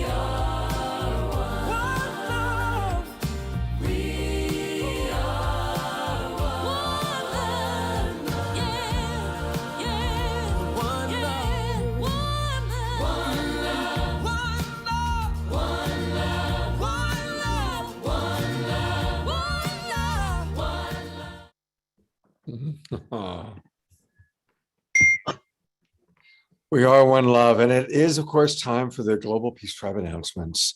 And again, I want to invite anybody who's watching us on Facebook. There's still time. Come on into our Zoom room. Go to globalpeacetribe.com and register. You'll get the link and come right on in. We still have a lot of show ahead of us. Reverend Michael Beckwith is coming on. Beautiful, beautiful interview I just did with him. And the Twin Ray will be back. We've got more music with Marcy. So come on back into our Zoom room. There's a lot of show left to share with you. And just go to globalpeacetribe.com. And again, thank you to Unify and Alan Steinfeld and John and Summer Raymer and all of the broadcast partners that have been bringing our shows out to tens of thousands of people. We figured it out the other day, and we've had over 1 million views of this show. So thank you very, very much. And to share more, I get to turn it over to Debra. Thank you, Scott. And I have a deep heart share with you that when we go into season 8, I may not be on the show so much because my calling is to work on the foundation of Global Peace Tribe and really help it grow to the next level and take a little break for myself as well. It will have been 90 shows every single week, and that's a lot. So I'm going to take a little bit of rejuvenation and also work on growing and spreading it from behind the scenes. But Scott's going to continue to produce the show with the Awakening World and have other amazing guests and co-hosts. So I will be around and sharing my heart and building from behind. So just wanted to let you all know that. But still continue to support Global Peace Tribe. We always ask for you to give us donations, but also you can help us promote. That's a great way. Just share with your friends, because so many people can use this light and this love that we share with you every Saturday night. So please, we will continue to give you our newsletters where you'll have all the links of the shows that you can share every week. So that really helps us get the word out. Also, volunteering will still happen. And if you want to be a sponsor for next year, that is always extremely helpful. So everything will continue and go to the next level, because that's what we're about at this point with this incredible time on the planet. So thank you so much. Love you all so much. And Scott's going to be producing a really incredible show on Christmas Day because it's his birthday. So Scott, would you like to share what you have planned for next week? Yeah, thank you, Deborah. So What we're going to do is make next week all about you. It's Christmas night, so I recognize it's kind of a special day. And I want to acknowledge that some of you are going to be with family and some of you are going to be alone. And some of you are going to be all stuffed and ready to just kick back and relax. And some of you are going to want connection. And I want to acknowledge that all beings are welcome here as part of the Global Peace Tribe. So whether you're with your family or you're alone, you are so welcome to be with us. And we're going to celebrate you. We do have some wonderful musicians. Johanna Beekman, one of our favorite musicians, is going to be playing with us live. And I'm here in Maui, and I have a lot of amazing friends that are going to be coming here on Christmas Day to celebrate Christmas and my birthday, that are all remarkable human beings that you're going to get to meet and spend time with. Some of them have been on Saturday Night Live before. Magic Bernstein, Couture de Coster are both going to be with us live, with me here, right in this studio. We'll actually be in Raphael's studio. And the amazing musician Raphael is going to be with us. He created the music to Disappear in albums. He's created over 25 albums. He's world renowned, and he's going to be playing live music with us. And we're also going to open it up to hear from some of you. So it's going to be truly a very merry Maui Christmas. And we're looking forward to having you joining us. And I've got some special guest surprises that are going to be popping in as well. Some of your favorite people from Saturday Night Live. And again, want to let everybody know that we are launching our winter season is going to be called The Awakening World. And on Friday nights, it'll be co-hosted with Trish, who I've been doing the Friday Night Straight Talk show with. And then on Saturday nights, we will be having several wonderful guest hosts. And our guest hosts are going to include Kristen Hoffman, Louisa Stowe, Dr. Brenda Wade. She's going to be on my Secret Sunday show tomorrow, along with Astarias, the lovely Eden Amadora, and Trish. And they're going to kind of rotate. And then hopefully, if we're lucky, Deborah's going to come back and host with us as well. So each weekend, we're going to pick a theme, go deep into it, and share it with all of you. So please do register for the Awakening World. And I want to acknowledge a lot of you who have already registered. It's been popping up on my screen. So thank you, all of you who have registered. And you can register at different levels. One thing, when you go to the registration form, you'll actually notice that there's different ways at different levels you can come in at. The people who come in at the $75 level, we're going to actually have Zoom meetings to get your input on the shows. And the people that register at the next highest level will be able to actually help produce the shows and participate in some of the shows or present, I really want you to do this topic. So we're really going to make it much more interactive with all of you as we co-create going on into the new season. So thank you very much, everybody, for being who you are. And we want to bring you in as we create these wonderful shows.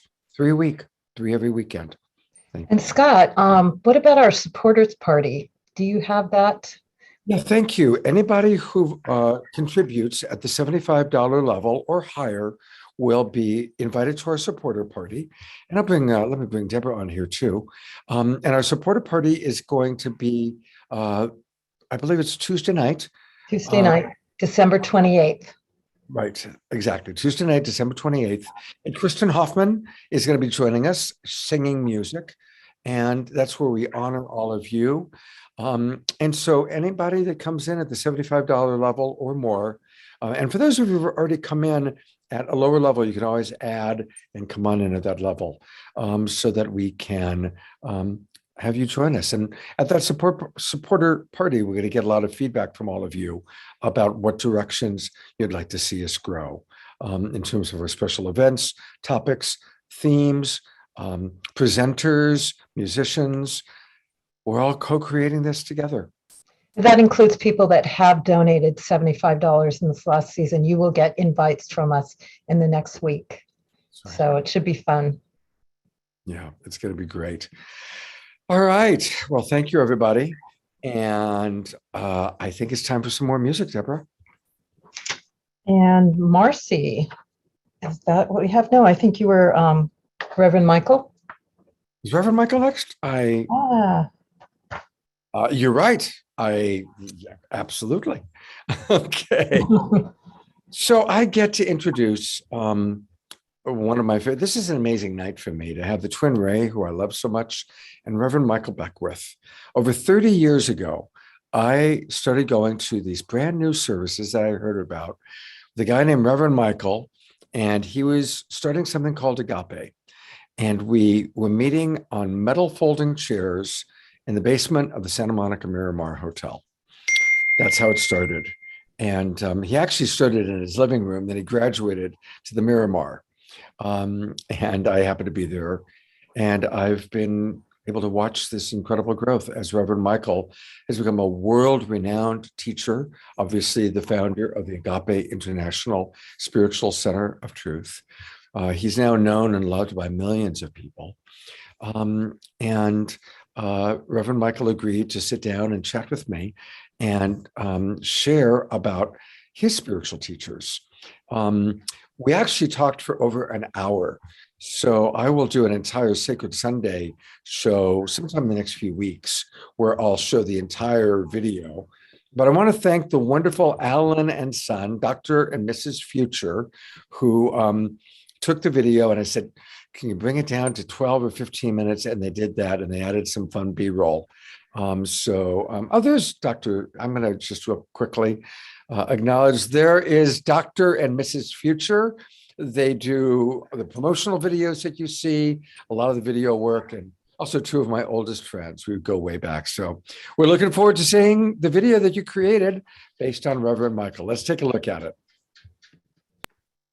Michael, thank you so much. Happy Holy Days. And we would love to know some of your spiritual inspirations, teachers, how they influenced you, and maybe how you apply that to your life. The first one that comes to my awareness is probably the greatest mystic to come out of America, and that is a man by the name of Walter Russell. And Walter Russell went into a state of cosmic consciousness and wrote the Divine Iliad, all those volumes without any editing from a very expanded state of consciousness. He wrote The Secret of Light. He predicted the elements in the periodical table way before scientists even knew they existed. For me, when I had my spiritual awakening, I didn't have any teachers. I didn't know what was happening to me. And so as I studied him, it was my first foray into the understanding of what mysticism was, the understanding of the universal cosmic laws. And so it deeply imprinted me in a very powerful way. So there was a little small book that introduced me to him. It was called The Man Who Tapped the Secrets of the Universe. It was by Glenn Clark. It was about Walter Russell. And then that led me to reading another small little book called The Man Who Talked with Flowers. And that was about the great mystic known as George Washington Carver. And most people thought that George Washington Carver was a scientist, or that they understood him from his the efficacy of the peanut and things of that. But that didn't even cover who George Washington Carver was. And so that led me to understand that George Washington Carver was a full-blown mystic who would go out at 4 o'clock in the morning and ask Mother Nature and ask the presence of God the usefulness of particular plants or the soil or the earth. And the plants would reveal to him their efficacy and their secrets. And then he would go into his laboratory and prove what he had gleaned through his mystical connection to Mother Nature. Most of the great ministers that were coming out at that particular time, he was their teacher. But they had to meet with him at night because he was a Black man, and it was forbidden for a Black man to teach white men anything. And then the other great teacher was Howard Washington Thurman. He was a great Christian theologian mystic. And he ended up writing this treatise called Jesus and the Disinherited. And he began to teach the teachings of Jesus and how the teachings of Jesus apply to everyone: white, Black, rich, poor, woman, man. And at the end of this treatise, he writes, I'm no longer necessarily a follower of Christianity. I'm a follower of the teachings of Jesus. So he separated himself from Christianity as it was at that time and followed the teachings of Jesus. And because of that, in many circles, he was labeled a heretic and shunned by the Christian religion. And he ended up starting a church in San Francisco called the Church of All People, which was the first integrated Christian church in America. He loved Emerson, he loved Thoreau, he loved, the great mystics of the ages, and still embraced the teachings of Jesus. So he was a great influence of me, because he was able to not only embrace the cosmic awareness of Jesus, but he was able to bring into the darkest moments, into moments in which humanity was walking through, and bring light there without denying tragedy, without denying loss, without denying death, without denying disease that human beings walk through. He was able to bring into those dark moments this great teaching of this great teacher, Jesus. Sri Aurobindo out of India came into my life. That he was very influential in my thinking and in my articulation. I even went to India. I went to Oroville in India. Sri Aurobindo was a cohort of Gandhi, and they were seeking to free themselves from the shackles and the oppression of Great Britain. And when Sri Aurobindo was jailed with Gandhi many times, one of the times in which he was jailed, he went into full-blown cosmic consciousness. And when he came out, he told Gandhi that, he was still with him, but that he was being called into another way of freeing humanity, and that was through spiritual teachings. I met Dr. King. I was a small boy, and he was doing a West Coast fundraising tour for SCLC, Southern Christian Leadership Conference. And my mother took me to Holman's Methodist Church to hear him speak. I was 9 or 10 years old. Wow. So after he spoke, I met him. We shook hands. I remember saying to my mother, wow, he has such soft hands. And she said, well, he does a different kind of work, maybe, And then subsequently, when he was assassinated, it impacted me to want to make a difference on the planet. And then his articulation of what agape love was infused my soul with an understanding of unconditional love and the love of God operating in the human heart. Dr. Thurman was a great teacher of Martin Luther King Jr. And Dr. King carried the treatise of Jesus and the Disinherited with him. So Thurman greatly influenced King in terms of the nonviolent movement, the way that Gandhi influenced Thurman. Most people don't know that Gandhi was influenced by Thoreau's writings on civil disobedience influenced Gandhi. Gandhi influences Thurman. Thurman brings it back to Dr. King. I wear Dr. Thurman's robe when I speak at Rankin Hall at Howard University. They allow me to wear his robe when I'm speaking. When I first met Dr. Lawrence Carter, who is a powerful being at Morehouse College, he runs the Martin Luther King Chapel there. When he came to see me speak at Agape, the first thing that Lawrence Carter said was, wow, you're more Thurman-esque than Thurman, because he knew Dr. Thurman. Because of the one, trans-denominational is what we call ourselves. 2, everybody was at Agape. It doesn't, race, creed, color, sexual orientation, whatever. It's all there. So I think I picked up on that, but I was also raised that way. My mother's house was a hub of a lot of the civil rights movement as growing up. And we would meet at the house and we would decide which stores we were going to picket in order to bring about justice to people of color and wages and things like that. But in my mother's home, when we would meet, there were white people, Black people, Jewish people, straight people, gay people. It was all a part of the gestalt of me growing up. So a lot of things that people had to grow into. I didn't have to grow into that because that was just a part of my upbringing. when I was a freshman in college, and it was a mandatory talk by this man. I didn't know who he was at the time, even though I knew there was a Thurman Hall. We had to go hear Howard Thurman speak. So I'm a freshman, and the title of his talk was something along the lines of the benefits of slavery. So I'm 17 years old, I'm revolutionary, I'm activist minded, and I'm thinking, what, this old guy is talking about the benefits of slavery? What is he going to tell me? So me and my cohorts, we go in there and we sit like in the middle, third, fourth row back. We wanted to be right there and hear what this guy had to say. So after this long introduction about who he was, he begins to speak in a very slow cadence.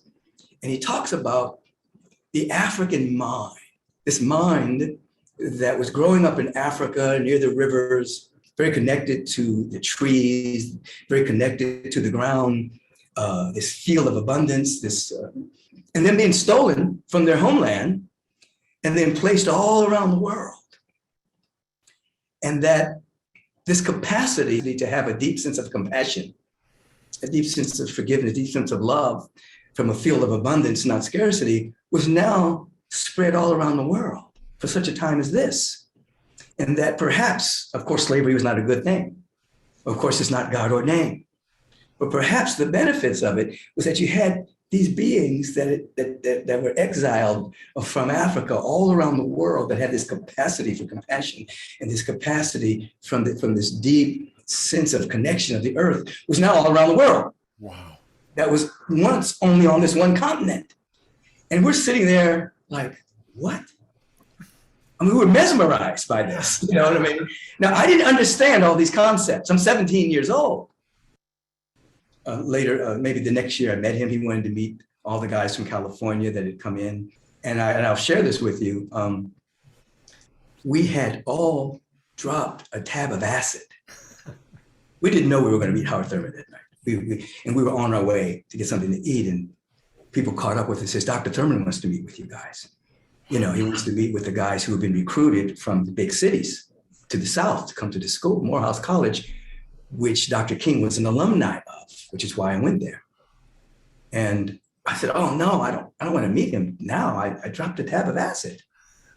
I don't want to meet Dr. Thurman like this, but inevitably we got to meet him. And I remember he was down the hall, and I'm, as they say back in those days, I was peaking on the acid. The closer I got to him, the more sober my mind became. And by the time I got in his presence, the clarity, the articulation, I didn't feel I was on acid at all. It was just in a very clear space. And we had a great conversation and told him about my experience at Morehouse. And he was checking in on us and had some great conversation. Shook his hand, he went his way, we went ours. And the further I got away from him, the more the effects of the acid began to take over again. It was amazing. It was like, in his presence, it was nothing. Out of his presence, it was like I could see trails. I remember sitting on the curb that night, watching the trails of cars go by, thinking about that phenomenon. Why did the clarity and the insight, why did that happen in his presence? And then when he left, the acid took its toll. It was, again, years later, I'm aware of somebody's presence. I'm aware of the energy that people carry, But I'll always remember that. Yeah, I mean, I don't do any drugs at this time in my life, and the last 40 years have not. There is something that is greater than even the high of this drug. Yes, he wasn't just an academician about mysticism. He was having an encounter with the presence, and that carried a frequency and a vibration of love and joy and generosity and compassion that would emanate through his voice, And even though I didn't meet a Walter Russell, I know he carried that frequency as well. Though I didn't get to meet George Washington Carver. Yeah, it would be Carver and Sri Aurobindo. Sri Aurobindo really spoke about the potential of humanity being a God-man or God-woman and the inner visioning. I don't know if he used that language, but I remember in studying him, it impacted me. And I became very aware that It's really about the expansion of consciousness.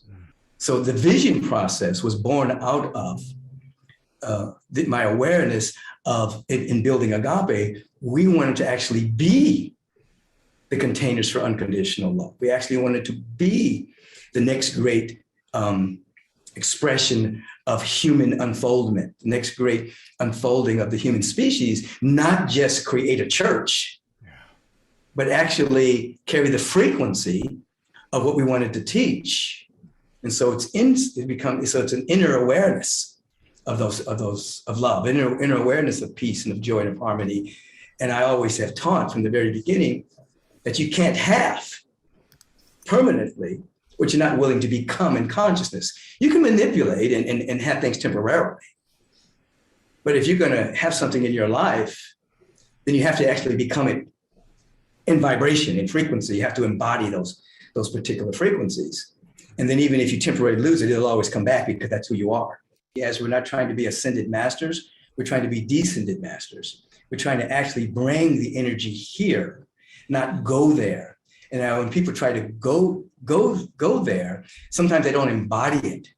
And they live in this straining. When you begin to really wake up, you begin to realize that you're already enlightened. What you're doing is you're just removing the mental, emotional obstacles to seeing who you are. There's a great friend of mine who was a part of the Paramahansa Yogananda crew. We used to meditate at his house all the time. And during one of his meditations, there was an appearance to me as if Yogananda had appeared. And I can remember him saying to me that I was not to have a guru, that I was to go direct. I could be influenced, I can study, I can learn from all the teachers, but I was not necessarily to go the guru path. And that became my path. I studied, I was influenced by great beings on the planet, the ones that I've mentioned, but most of my growth was through direct encounter with the presence. So Paramahansa was an authentic, awakened being that I was influenced by as well. Yeah.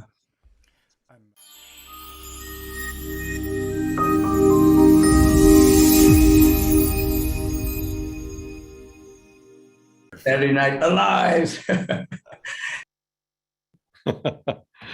Well, that was pretty cool, wasn't it? And I just love all the amazing personal stories that he shared. And I really appreciated his honesty about what happened when he was 17. And isn't that something, learning at an early age how there's a greater influence than even psychedelics. So I want to remind everybody that, of course, you can go to the Agape International services that Michael does 3 times every Sunday that are awesome. His services are online and they're great. And also his website, michaelbeckwith.com. And there's a lot of videos. And if you put your name and email in there, he will send you a link to his app. He's got a mobile app that's quite powerful. And so most of you, or many of you, know Reverend Michael, but for those of you that are new or that haven't really fully experienced him, go to his Agape online service, or if you're ever in Los Angeles, go to it live. And he's extraordinary, and I'm really grateful. And we will have a Sacred Sunday show sometime in January where I'll show the entire hour with Reverend Michael. All right, I'm turning it over to Debra. Oh, before I do that, one other thing I wanted to mention. You heard Debra and I talk about our supporters party. And our supporters parties are always really fun. And the next one is going to be on December 28th. We always have fun things. One time, Matt Kahn dropped in as a guest. So we know for sure we're going to have Kristen Hoffman singing music. We know for sure that Debra and I have some really fun things planned. And there probably will be guests. And most of all, we hope to see all of you there with us. So that's going to be on Tuesday night, December the 28th. Okay, speaking of Debra, here she is. And now it's a perfect time to go back to some music, which can continue to raise our frequency and connect us in the heart. And we have Marcy, Made of Light, back with us. She did that beautiful song at the beginning, and I'd love to bring her on back now. And then we're going to have a very special transmission again from the Twin Ray. So this will totally beautifully set the vibration for that. So welcome back, Marcy, for your second song with us. Much. We're gonna sing to Krishna.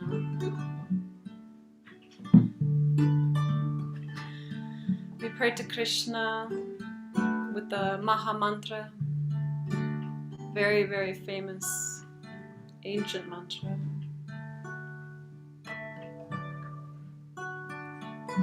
We pray to Krishna to help us see through all of our illusions so that we may get back to our divine sight, what is there for us, in our awareness of our true consciousness.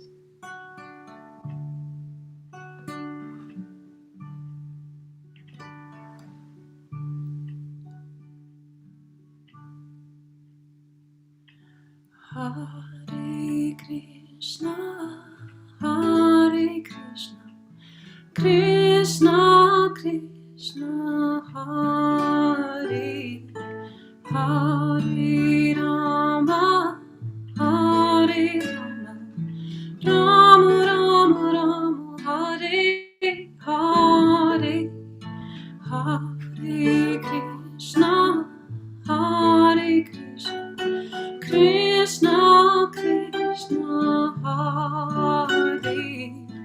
Hare Rama, Hare Rama, Rama Rama Rama, Hare Hare, Hare Krishna, Hare Krishna, Krishna Krishna, Hare Hare Rama, Hare Rama, Rama Rama Rama, Hare Hare, Rama Rama Rama Rama, Hare Om, Rama Rama Rama Rama, Hare Om, Rama Rama Rama Rama, Hare Om, Rama Rama Rama Rama, Hare Om.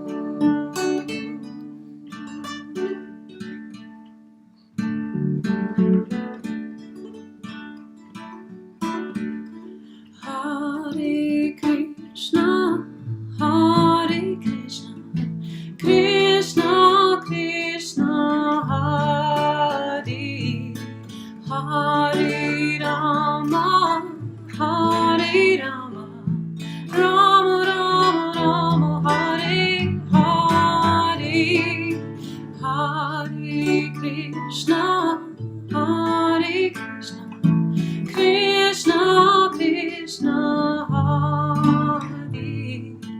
Hare Rama, Hare Rama, Rama Rama Rama, Hare Hare, Rama Rama Rama Rama, Hare Om, Rama Rama Rama Rama, Hare Om, Rama Rama Rama Rama, Hare Om, Rama Rama Rama Rama, Hare Om.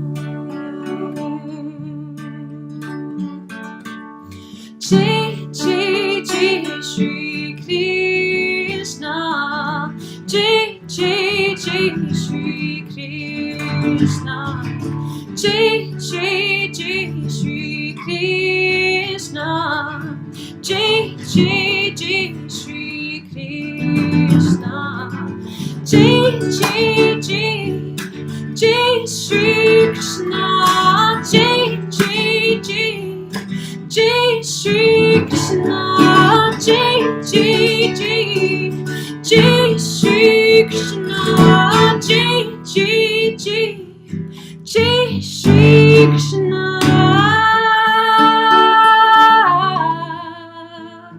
Krishna.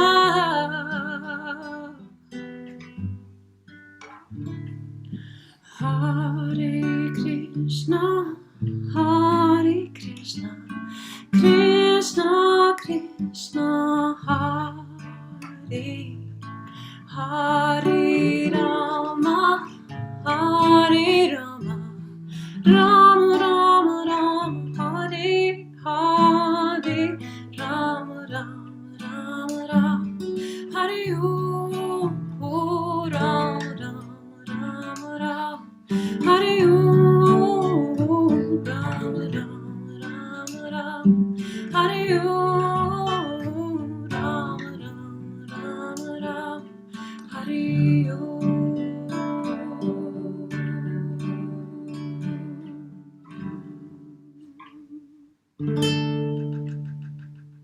Mm.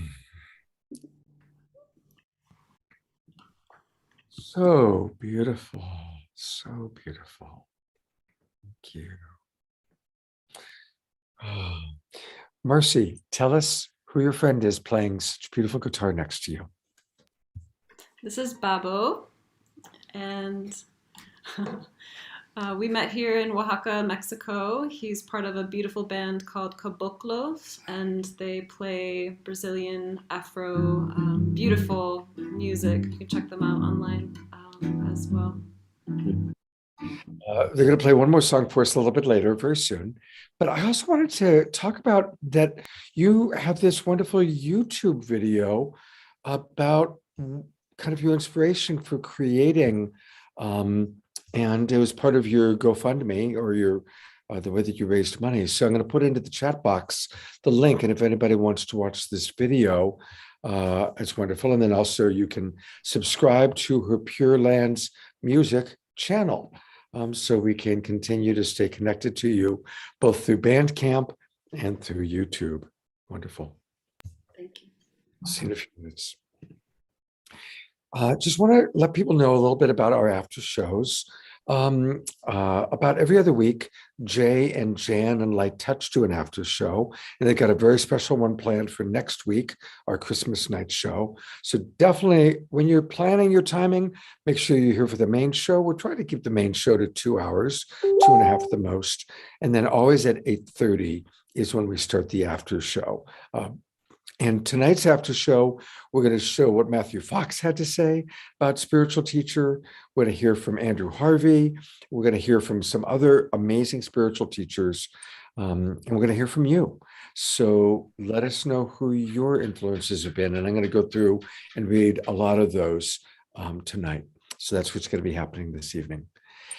It's now my pleasure to turn it back over one more time to our beloveds, the Twin Ray, to hear what they have to say.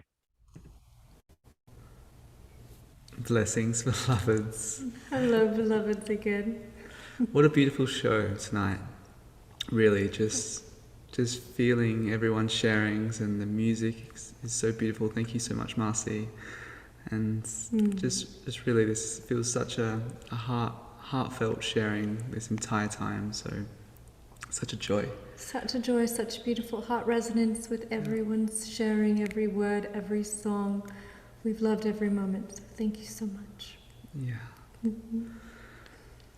And so with this last segment that we have the joy to share, we wanted to just really acknowledge the immortality of the true light within. And we spoke a little bit earlier, of course, about beloved Grandma G and shedding the body. And really it's important to also reflect of when one sheds the body, there's the only but more that they do is go into consistent, greatest journey of their life, and the consistent, everlasting life. And that is one thing that we really wanted to make mention. You know, for us beloveds, we know better than to be attached to any flesh. And really, what we know to be true is that because this beloved being, this beautiful soul, left the planet, we know what she was upholding for the world. We know she is a liberated being, and we know exactly what she was upholding for the world. And so we know that there will be many, many that follow very soon thereafter. And so we shed tears, but not tears of sadness, tears of celebration, tears of beauty, for when one portal closes, another one opens, and where they go next is a place of no suffering, is a place of truly the eternal bliss of the all that is. And this is a celebration. Yeah. We celebrate her life and the life of all who have passed. Exactly. And so we must always celebrate the eternal nature of the soul. And I want to take a moment as well to really honor one of the greatest teachers of my life, which is by far my beautiful wife. and really, Shekinah is the only other person or being that I've ever met or come into contact with that has not only the power and the majesty and the grace and the blessings that we shared about with Grandma G earlier, but that heart, that pure heart of love. And so I just really want to take a moment to honor my wife as really one of the greatest impacts in my life, and will always be. Thank you, my love. Thank you so much. That's so beautiful. And, you know, there is no greater teacher than my beloved Sananda husband, Sananda G, who this day is honoring Grandma G and will be taking the name as Sananda G. Yeah, Grandma G always asked me to take on those extra letters to my name, and in the spirit of her, I will honor her this day forth by taking her. Yeah. And I had told her that there would come a time when I would take on the letters Ma, and today is that day. So Shekinah Ma and Sananda G live on in the name, in the heart of our beautiful Grandma G and all the G's of Baba G.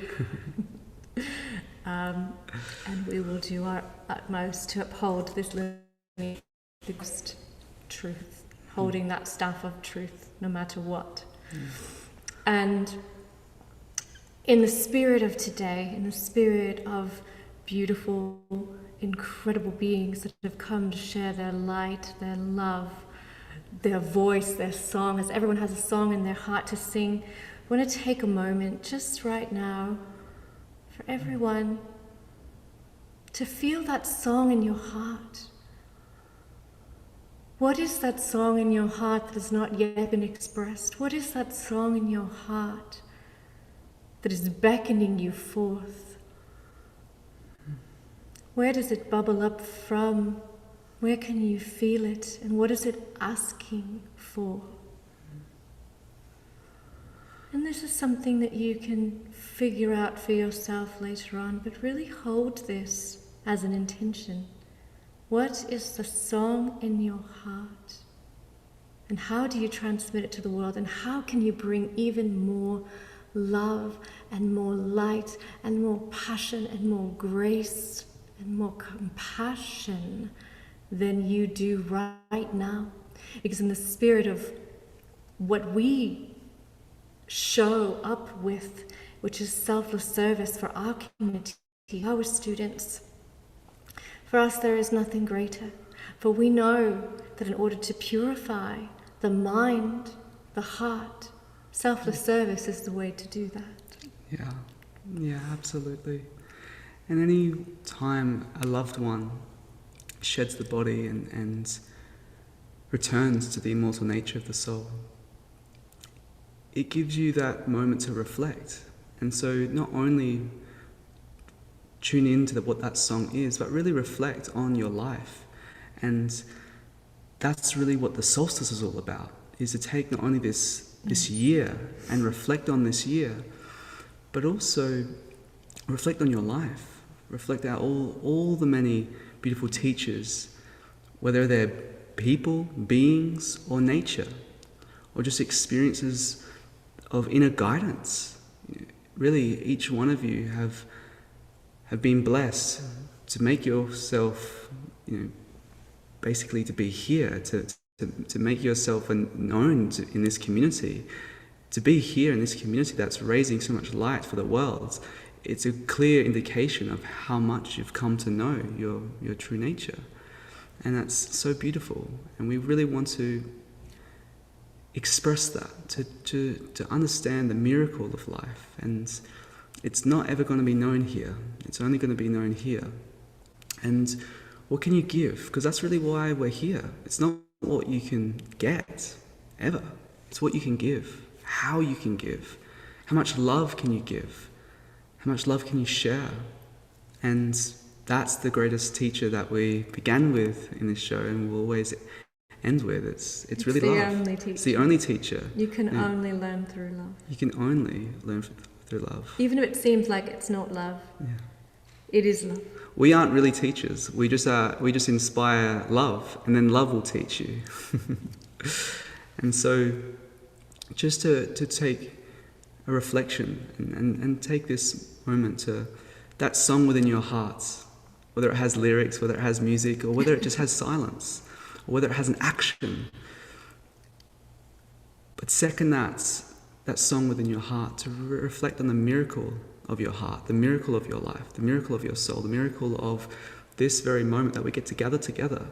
And remember this when it seems like it's all doom and gloom in the outside world, when the world feels like it's going into chaos. Remember this.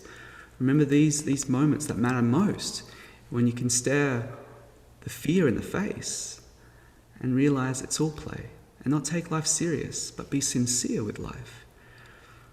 And one of the greatest ways to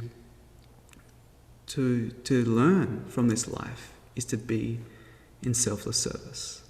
How can you give? What can you do from your heart with nothing to receive? Nothing to receive. No agenda. Just completely transparent and authentic. And that guidance within you, that pure light inside you, that is the greatest inspiration. And every single one that inspires something inside you is bringing you back to that great inspiration of your own light. The true love, the one teacher as God within and throughout. And so we really wanted to dedicate this transmission, this intimate time together, to just take a moment to reflect. Reflect on the song in your heart, the joy in your heart, the miracle of your life, and really reflect on what matters most. Because in any moment, any one of us can shed the body. At any moment. We're not going to. We're going to be here for a really long time. But it's important just to reflect on that. Because life is so precious. Yeah. And that's really what we're sharing, is the preciousness of life. Even if life might not feel like it's going exactly the way your mind would like it to go. Yeah. You know somewhere deep inside of you that it is going just as you need it to, for whatever the lessons are that you've come to learn, for whatever the blessings are that you're ready to have, that you're ready to tell the universe you're ready for. Yeah. And so it's about recognizing the tenuous nature of life, and thus how precious that nature is inherently. And every sentient being, every animal, every mineral, every plant, every drop of water is a part of that grand tapestry of the divine. And there is divine in absolutely every moment, even if you can't see it. Yeah. And it's not about being a teacher either. It's not even about being someone to teach. It's about demonstrating your life as the teaching, being an embodiment, being an expression of truth, being an expression of love, being an expression of all the sacred virtues that the soul knows, that spirit knows, and demonstrating that, allowing your life to be an example of the very teachings that you've learnt and that you can share just by demonstration alone. And so allow life to be your greatest teacher by living a life of love, dedicated to love. As love. Yeah, for love. And in this solstice time, as we're transitioning in 2022, it's all about really appreciating all the blessings that may have been in disguise, and loving all of that. And as you're moving into this next phase of your life, this next phase of this grand cycle, this new Aquarian age, this golden age, as you're shifting your vibration, as you're shifting into the next phasing of reality for this whole collective experience, it's really time to make a choice. Really make that choice within. What do you dedicate your life to? How do you choose to dedicate your life? And dedicate your life to that love, that service of love, that selfless service. And dedicate your life to truth.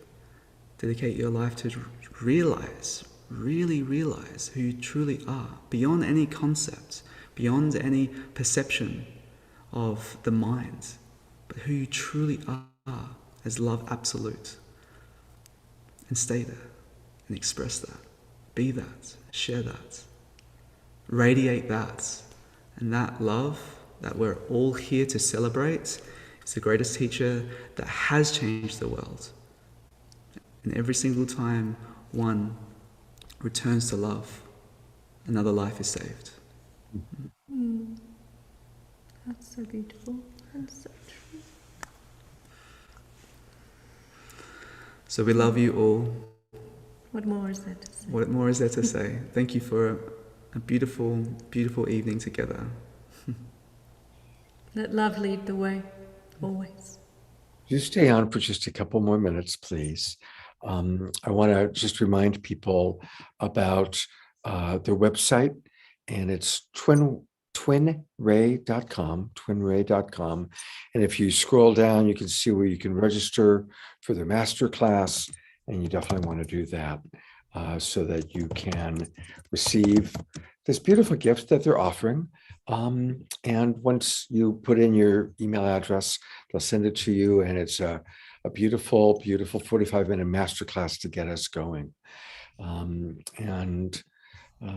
want to thank you so much. And we will continue to, of course, support all things Twin Ray. But I also wanted to ask you to stay with us for a minute. And I'm bringing Debra on because I want us to take a moment to honor Debra. This is the last show she's going to host for a little while she takes a break and takes good care of herself. And she has been, you talked about selfless service. She has been of such extraordinary service to create this show and all that she's done behind the scenes to make the show happen and the special events happen. Mm-hmm. And I think that it's just as you've modeled each other as teachers, and Debra has modeled service. I also want to honor that she's modeling that sometimes it's about taking care of ourselves and taking a step back and tuning in and relaxing and healing and hearing spirit. So thank you for modeling service. Thank you for modeling this next chapter, Debra. And I just turn it over to anything you'd like to share. Yeah, it's really about everything we've been talking about tonight, being in tune with the higher self and the guidance of what we're here to do. And sometimes we're here to push forward. Sometimes we're here to step back, rejuvenate, and let the new instructions come in. And so that's been really clear for me because we all have big plans moving forward. We are here with Mama Gaia right now. We're here with each other, and we have a lot to create going forward in the new earth. So it's important for all of us to tune into that higher guidance and follow that. And magic can happen, continues to happen. That's how it works. And I so love my last show to be with the Twin Ray and have this consciousness that we're all sharing here, because this is really what I'm about and so much. And love birthing the show as the mama, and love that Scott's going to continue, and I'm going to work behind the scenes to really make sure it's solid so we can come out even in a stronger way in 2022 and keep this growing and flowing. So love you all so much. Thank you, beloved Thank you, Deborah. We beloved support Deborah. you completely. As you know, we've been talking through this with you. Yes. And we support you completely. And anything that you need, we're here for, as well as Scott. We support you completely in your direction as well. Yes. And we know that the directions will merge once more in a new birth. Yes, and New sometimes creation. really the greatest service that you can do is go within, and in order to then expand throughout. So beautiful.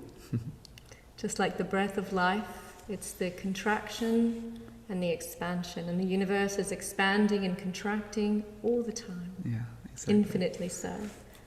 So we celebrate you. Mhm. And so thank you. And what a perfect way for us to conclude. And I'm going to turn it over to Marcy, Maid of Light, to play her last song for the night. And we can just, as we listen to this music, let's think of Deborah with lots of love, send lots of gratitude to the Twin Ray. And I want to invite anybody to put into the chat box, what is the song, maybe when Shekinah Ma made that request, what is the song of your heart? Some of you already put that in. Put into the chat box if you are clear on what the song of your heart is. I'd love to see that, and we'll read some of those during the after show.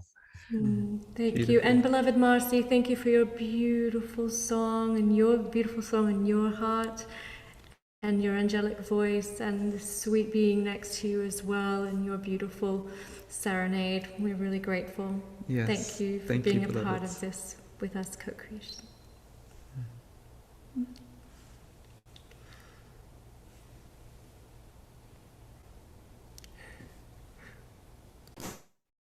This next song is in English and Sanskrit, so we'll be chanting to Narayani, is a version of Durga, the Great Mother. So in this moment we can set our intention, allowing Narayani to pierce our hearts, using the implements to cut away again the illusions, clearing our mind, setting forth the beautiful intentions for the future. So we'll pray here for Deborah's blessing way into the future together. Thank you so much for having us. What a beautiful evening. Thank you so much.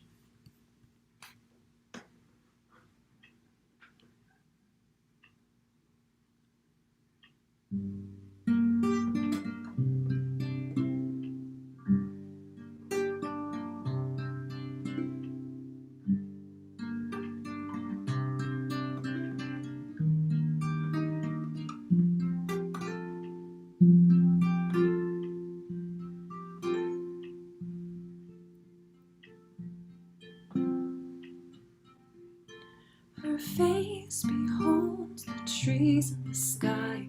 Her light shines like the stars. Darkness opening the great night. Surrender to her. Love is flowing like a desire through time and space divine. Nectar pouring, nothing to do but open to Narayani, Narayani, Jaya Namaste, Tum Durgaye Namah, Narayani, Narayani, Jaya Namaste, Tum Durgaye Namah. Salutations to the divine Mother of the world, cutting fear, revealing the truth to liberate you. Narayani, Narayani, Jaya Namaste, Tum Durgaye Namah. Narayani, Narayani, Jaya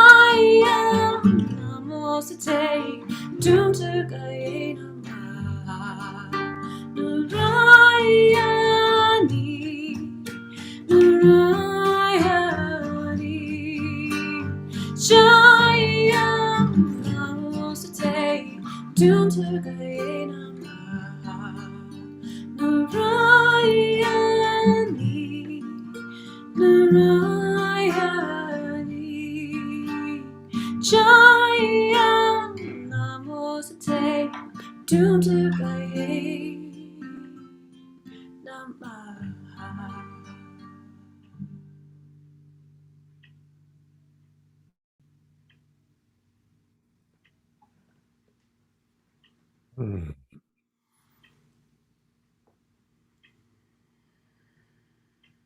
So very, very beautiful. What a blessing, Marcy made of light for you to be part of our growing family here.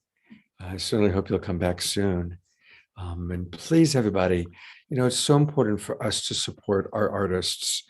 And we could only imagine how much has gone into this creation of her album, Into the Light, dedicated to her sister's passage, her younger sister's passage.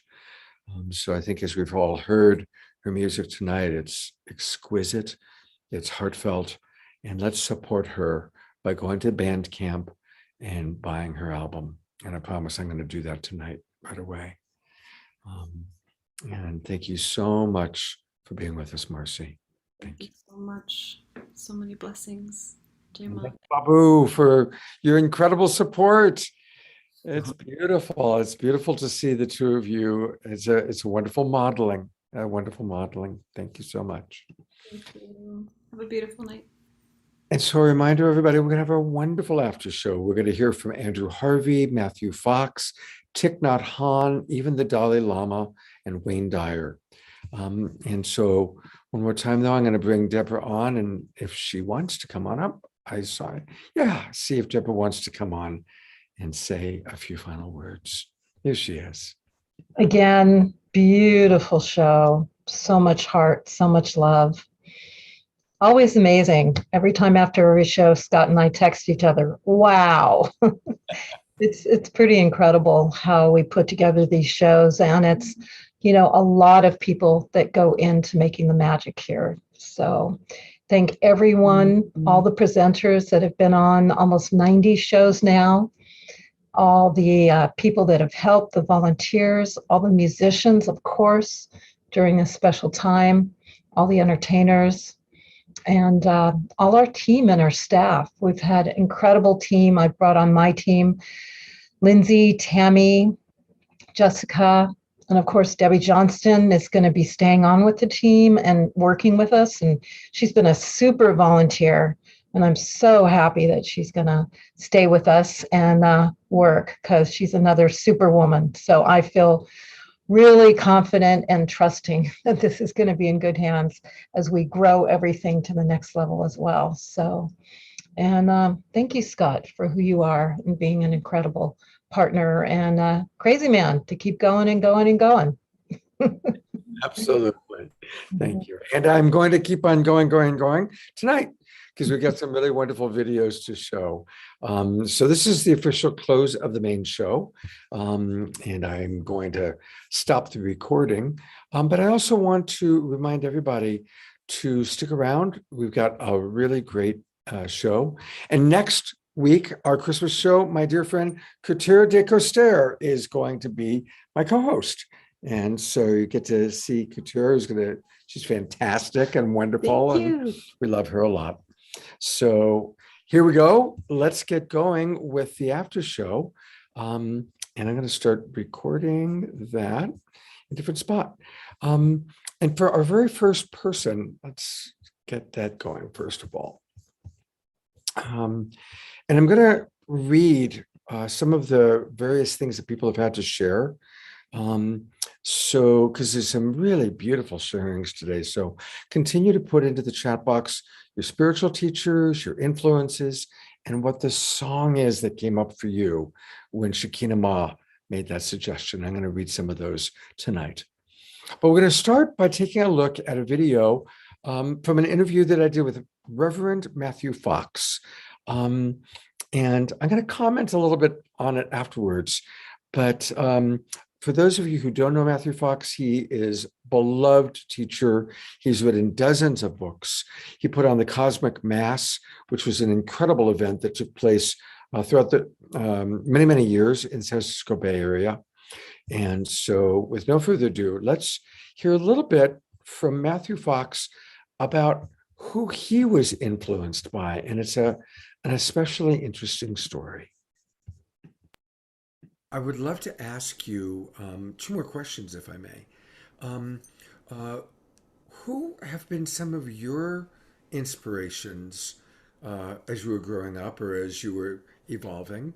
And how do you apply any of those inspirational people, whether they were living human beings or archetypal figures? How do you apply those to your work now as a spiritual teacher? But when I was a boy, I was very, very taken by Abraham Lincoln. I read everything I could. I read Carl Sandburg's work and all these people about Lincoln. And it was my 12th birthday, I think. My mother took me and a friend and my younger brother on a trip to Lincoln country. I lived in Wisconsin, so we went to Springfield, we went to New Salem, and it was just like a miracle for me to see the house where Lincoln lived in and all that. It was the real high point for me. And I was wrestling whether I should try to follow Lincoln and be a lawyer, or whether I was feeling called to try the Dominicans, to be what I became. And I remember this one line in Lincoln that was burned in my soul at a very young age. He said, "Be an honest lawyer. And if you cannot be an honest lawyer, be honest without being a lawyer." And I think that sentence, which stayed for me so long, so affirmed the whole reality of a vocation, of a calling. And I think that it's played out for me. You know, I like that quote from Joe Campbell: "None of us lives the life we had intended." So here I became a Dominican, friar is the official name, not really a monk, but a friar. And I studied hard and I went to Paris to study and all that. But then after a while, with my writing and everything, I ran into some buzzsaws from the Vatican. But I think that invitation to conscience from Lincoln stayed with me very strongly, because that one sentence, I always loved it. If you cannot be an honest lawyer, be honest without being a lawyer. There are more important things than the profession that we join. You're either going to do it well and do it with integrity and conscience, or pay the price. And of course, if you do it with conscience and integrity, you're going to pay a price. That's certainly something I've learned about after I was evicted from the order after 34 years for daring to talk about God as mother and God as child, and working with Native Americans and so forth. The objections the Vatican at that time, not this present version of the Vatican, but before them, were of that ilk. So Lincoln was very important to me. And I got polio when I was 12, and I met this Dominican brother who was not a priest, but a brother, and was very gentle. He would come and visit me regularly in the hospital because I was in the hospital for months. And my father had been a football coach in Wisconsin. I thought I was going to grow up and be a football star like my older brothers and like he was. But here I lost my legs and they couldn't tell me if I would get my legs back. So I realized, well, I got to get a new model for what it means to be a man. And this fellow kind of walked into my life. He was very contemplative. He was so contemplative that after a few years of being a Dominican brother, he left the Dominicans to become a Trappist monk, because Trappist monks are well, like Thomas Merton, they live a very severe contemplative life. And so he had a real subtle effect on me because he was extremely gentle, very different from my father, who was very strong character and into football.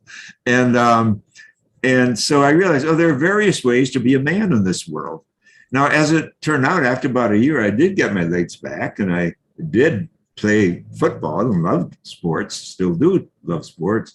But I learned this lesson. And when I got my legs back, I remember saying to the universe, I'll never take my legs for granted again. So that really, when I look back on it, was a very mystical moment. Not because I often define the mystic as one who doesn't take for granted even a breath. Each breath we receive is a gift. And that's what meditation is recognizing, paying attention to these gifts that come so regularly to us, but we can often take for granted. So life itself, light itself, as we've been talking about, is not something to take for granted. So those are two people, that lay brother and Abraham Lincoln, who influenced me when I was a boy. And I think and then I've had so many wonderful teachers and so many other mystics that I've encountered and written about that have really, what can I say, blown my soul wide open over the years, and especially Meister Eckhart and Hildegard and Bingen, whose painting is behind me.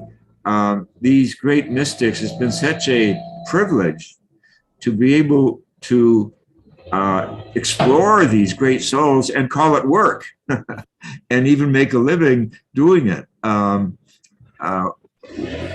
What a gift. Oh, I'm sorry, there's some yard.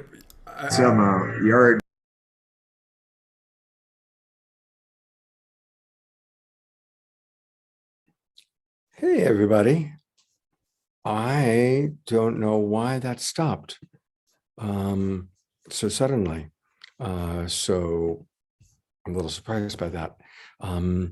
But what's beautiful about that story, and he alluded to it about getting kicked out by the previous Vatican, is his dedication to honesty.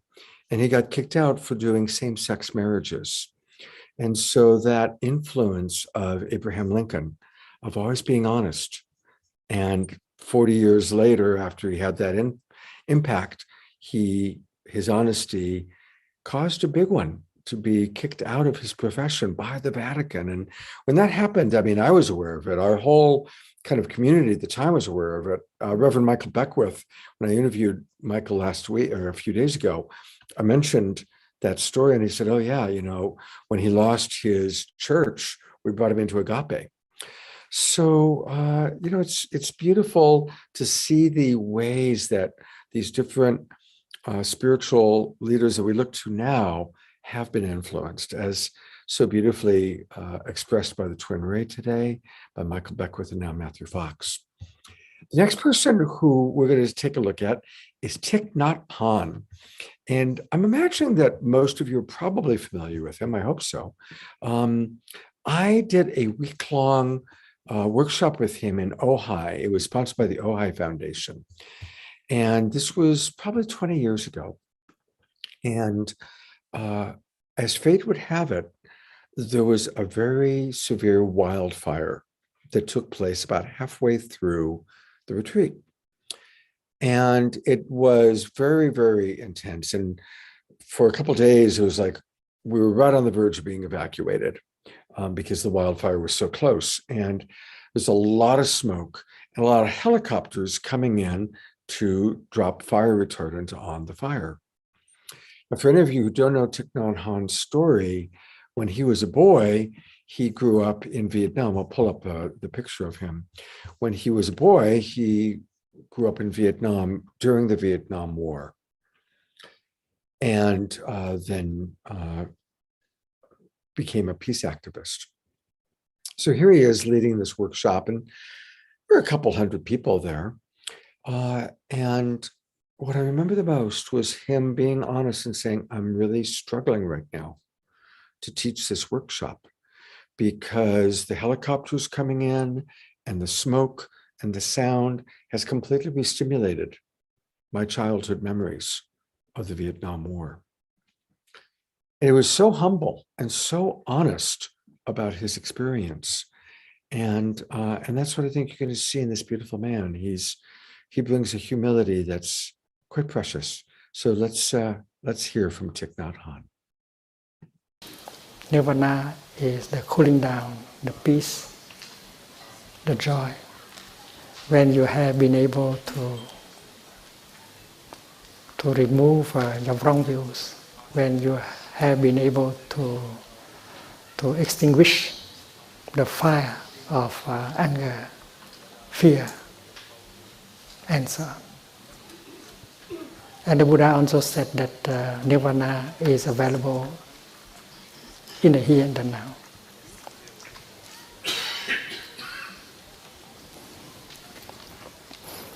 We do not need to die in order to touch Nirvana. In fact, we need our body, our feelings, our perceptions in order to touch Nirvana. We can very well touch Nirvana with our body.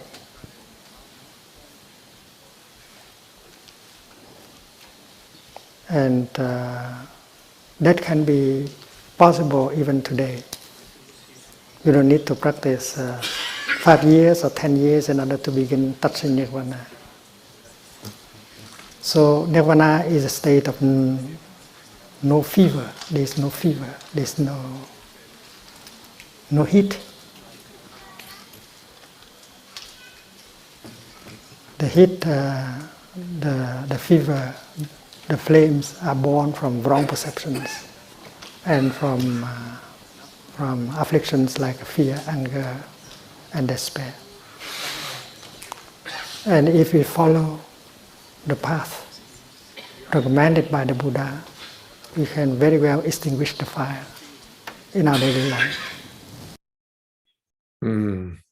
Thank you so much. That was Jay and Jan have put together some of the videos that you're seeing tonight. And so thank you, Jay and Jan, for that. The next one is another one from Jay and Jan, and it's the Dalai Lama. I don't think he needs much of an introduction. So here we go. Let's take a look at what the Dalai Lama has to say. And again, a reminder of all these beautiful spiritual teachers that we're so blessed to have. Very purpose of our life, I usually describe happiness. Reason, the future, even this afternoon, what will happen, do not know. In future, no guarantee, but our life based on hope. Even present some difficulties, still with hope, our life remains. If someone completely lost hope, then that very mental attitude shortens their life. And worst case, even suicide may take place. So therefore, hope means something good. Therefore, a purpose of our life, I usually telling people, happiness is our sort of the real meaning of our life. Now happiness, the materialistic way, happiness only sensorial level. Seeing something nice, hearing some beautiful music, and taste and smell, and touch, including sex. These are materialistic sort of, or say the happiness, materialistic level happiness. These are short, not long-lasting happiness. Long-lasting happiness must develop on mental level. Now in this country, one part of Sangha philosophy, and then Jain philosophy, Buddhist philosophy, no creator, rather self-creation. So therefore, the concept of karma also come. Everything depends on your own action.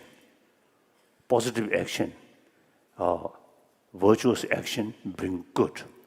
Harmful, sinful action bring suffering. That depends on motivation. So in this country, over 3,000 years, they already examined the ultimate source of happiness, not external, but here. Not sensorial level, but mental level. So practice of shamatha, practice of vipassana come. So therefore, and you see these things originally come from religious text. Now we should take now these things as an academic subject, not a religious subject. Some of you have heard me share the story I'm about to share about the Dalai Lama, but it's so important. It's become a big part of my teaching as a relationship coach. The Dalai Lama allowed people to, brain researchers, took up electrodes to his brain and they tracked how his brain functions. And what they discovered that was amazing was that his synapses entirely fired in the frontal lobe and the temporal lobe, not in the reptile brain. Now, the reptile brain is our survival center. When we get triggered, when we perceive the possibility of attack, our reptile brain takes over and we choose fight or flight or freeze or fawn, all of which are defensive mechanisms and none of which create quality connection. But when we are in our frontal lobe, in the temporal lobe, that's where the empathy center of the brain is. It's funny, where I always think empathy is in the heart. Actually, the empathy center is in the brain. And that's where we also have the observer part of the brain, where you can see the big picture, where we can have empathy. So they hook up the brain scanning equipment to the Dalai Lama, and they run these tests. And at the very end, the lead researcher decided to really test him. And so he showed the Dalai Lama photographs of Chinese soldiers burning down a Tibetan temple. And as the Dalai Lama looked at these photographs, he wept. He didn't stuff his emotions, he wept. But his synapses were still firing up here, not back here. So the lead researcher tried one last time to really trigger him. He said, I want to know, how do you really feel? What are you thinking when you know the Chinese soldiers are raping Tibetan women, perhaps even murdering your Tibetan people? What goes on for you? The Dalai Lama got quiet. He wept. The synapses continued to fire here. And finally, he spoke and he said, it reminds me that I must pray equally for the Chinese as I do for my Tibetan people.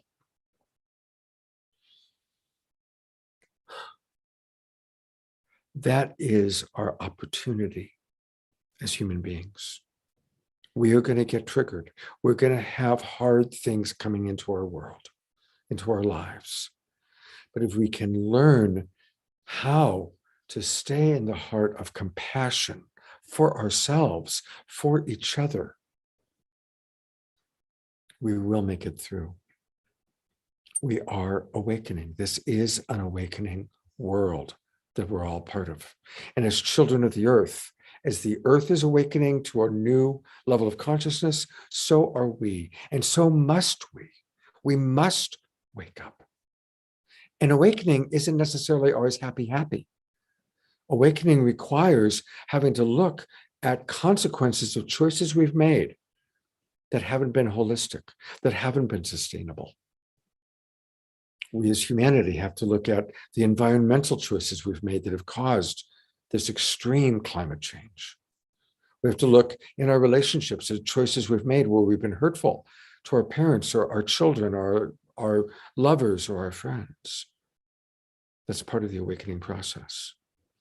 And that's why the new show and what we're all doing together is awakening, and we're calling it the Awakening World. Now, I promised to read some of what you've all shared, and I want to read some of the beautiful things that have come in, and then we'll hear a couple more videos. Thank you very much, Dorina Joy, for that. I appreciate it. Debra Haviland, one of our regulars, talks about the value of permaculture and that she's building permaculture on her land in Costa Rica. Thank you so much. Lynn and Leaf, also two of our regulars, talk about the spiritual song of Imagine by John Lennon as an influence for them. Oh, well, thank you very much. Many of you are talking about the great teacher of nature. Nature is a great teacher. And I know that Katura next week, my co-host, is going to be talking about that because she's a great lover of nature. And so more people talking about permaculture and really appreciating all the appreciations. Thank you, Michael, Nancy, Dia, so many of our regulars that are here that I'm seeing. And yes, we are going to continue to keep the good vibes going. Appreciations for our angelic loved ones. Parjana writes, love of my son, of Jesus, of Jesus. Let me start again. Love of my son, of Jesus, the Buddha, Mother Mary, Mary Magdalene, Matt Kahn. Matt's going to be on the show again on January 8th. Shekinah Ma and Sanandaji, the Beatles, my guides, the universe, pure source, and so many more. Well, you covered the bases quite well. So that's a good start. I will read more of the sharings before the end of the show. Dr. Wayne Dyer, here I am in Maui, where he lived in the final years of his life. I met him a couple times here. And let's hear what wonderful Wayne Dyer, and I'm sure many of you read his books or watched his videos. Here he is on the Oprah Winfrey Show, and let's hear what he had to say.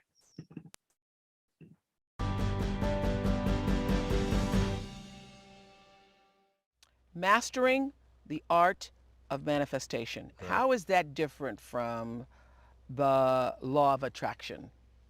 It's very, very different. Tell me. Yeah. The law of attraction, and I'm not here to put down the law of attraction. I think the law of attraction and The Secret opened people up to a new way of thinking. Absolutely. It had its flaws because it allowed some people to think that all you had to do was think about a bicycle and there it would show up. Yeah. And the key word that you use in here over and over and over again in every chapter is that in order to attract or manifest anything, you have to be in alignment with your source. With your source. With God. With you God. Have to be. It's about you have to stay connected to the ocean. That's right. You have to stay because you can't just sit around and wishing for stuff. So the basic thing that Neville taught me, and a lot of this is from the teachings of Neville, Neville Goddard, who died in the 1970s. He basically said that all of us have within us this amazing capacity to manifest and attract anything that we want into our life. So how we call it, what words that we use, we have to be able to say, in The Secret they say you get what you want, and what is missing. And what Neville said and what has come to me and what I got from the I Am discourses and what I get from the New Testament, which I read before I did this, is that you say, I will attract into my life what I am, not what I want. And I am capable of attracting all things that the source is capable of attracting. So that's the difference. It's like you get what you are rather than what you want. So you want to become, you can't go around and ask these divine beings, angels, whatever you want to call them. Who are right here all the time. Always. You can't ask them to help me out. You have to become like they are. That when you become angelic, when you become a divine being yourself, when you are giving, when you are serving, when you are in that place, they will come to you. That's what happened to you in India. You then begin to see yourself in everything. It's like, because it is our goal to reflect the character of God. That's what we're here to do, is to emulate that. And that's what the Tao Te Ching teaches as well. They call it your original nature. Your original nature is reverence for all of life, gentleness, kindness, and service towards others. That's Lao Tzu 500 years before the birth of Christ, saying that's our original nature. Yes. Reverence for all of life, gentleness, kindness, service towards others, giving, offering, serving. And when you get to that place where you no longer have any judgment within you towards any of God's children, that means no condemnation, no criticism, no judgment towards anyone, even the Osama bin Laden. But how can we be that since we're here, we're living, we're on earth, we got problems. Yeah, we got our issues. We have stuff going on. And if enough of us get this message, Oprah, Yes. if enough of us get it, and that's just what my mission is just to teach people that you are love. You are divine. Put that into your imagination. I am well. I am happy. I am content. I am fulfilled. Even if your senses tell you that you're depressed. One of your people that called me when we did a pre-interview on here said, well, if I'm feeling depressed, I'm supposed to fool myself and say I am feeling well, even You if I'm can depressed? choose another thought. That's what I've learned. Absolutely. And it's like you don't say I am depressed, because if you say I am depressed, you connect with depression, and the universal source, God, whatever you want to call it, will align in such a way to offer you whatever it is. More that depression. Yeah, here's some more depression. I am unhappy. I am depressed. So by placing into your imagination what you want and assuming the feeling of that wish as already fulfilled, you go through your life feeling that. When enough of us do that, we will transform this planet. I'm telling you, it can be done. We're doing it right now. Absolutely. Us sitting here, right here together. It's all part of this perfection. Well, that was lovely, wasn't it? Turn off the I'm sure that was shot right here in Maui, by the way, because Oprah Winfrey lives in Maui, and so did Wayne Dyer, and you could kind of tell by the background. I want to read a few more of what you shared. Margie writes, honoring Maharishi Mahesh Yogi, yes, in the role he played in bringing our world's phase transition through huge groups of people practicing together transcendental meditation. Thank you. And Nancy just wrote, I believe these videos are on YouTube. And yeah, you can find, by the way, all of the shows that we've done. Please start using our Global Peace Tribe YouTube channel. I've put a lot of energy into building that channel. And you'll find all the complete Saturday Night Live shows, all the complete Straight Talk shows, all the complete Sacred Sunday shows. But I've also created playlists of Scott's favorite interviews, Scott's favorite shows, and even dynamic segments. So you'll see several of tonight's dynamic segments in there. So you can go through, and if you really just want to see the Twin Ray, go in and you'll be able to find some Twin Ray segments or some Michael Beckwith segments. So just go to YouTube and put in Global Peace Tribe and save our channel and start visiting our channel. Bring your friends to our channel. So of course, I love having all of you on live with us, but we live forever in YouTube. A few other things to mention. By the way, thanks again, Jay and Jan, for finding these great videos. That Wayne Dyer one was beautiful, wasn't it? What he said about our true nature, and it is true. That is our true nature.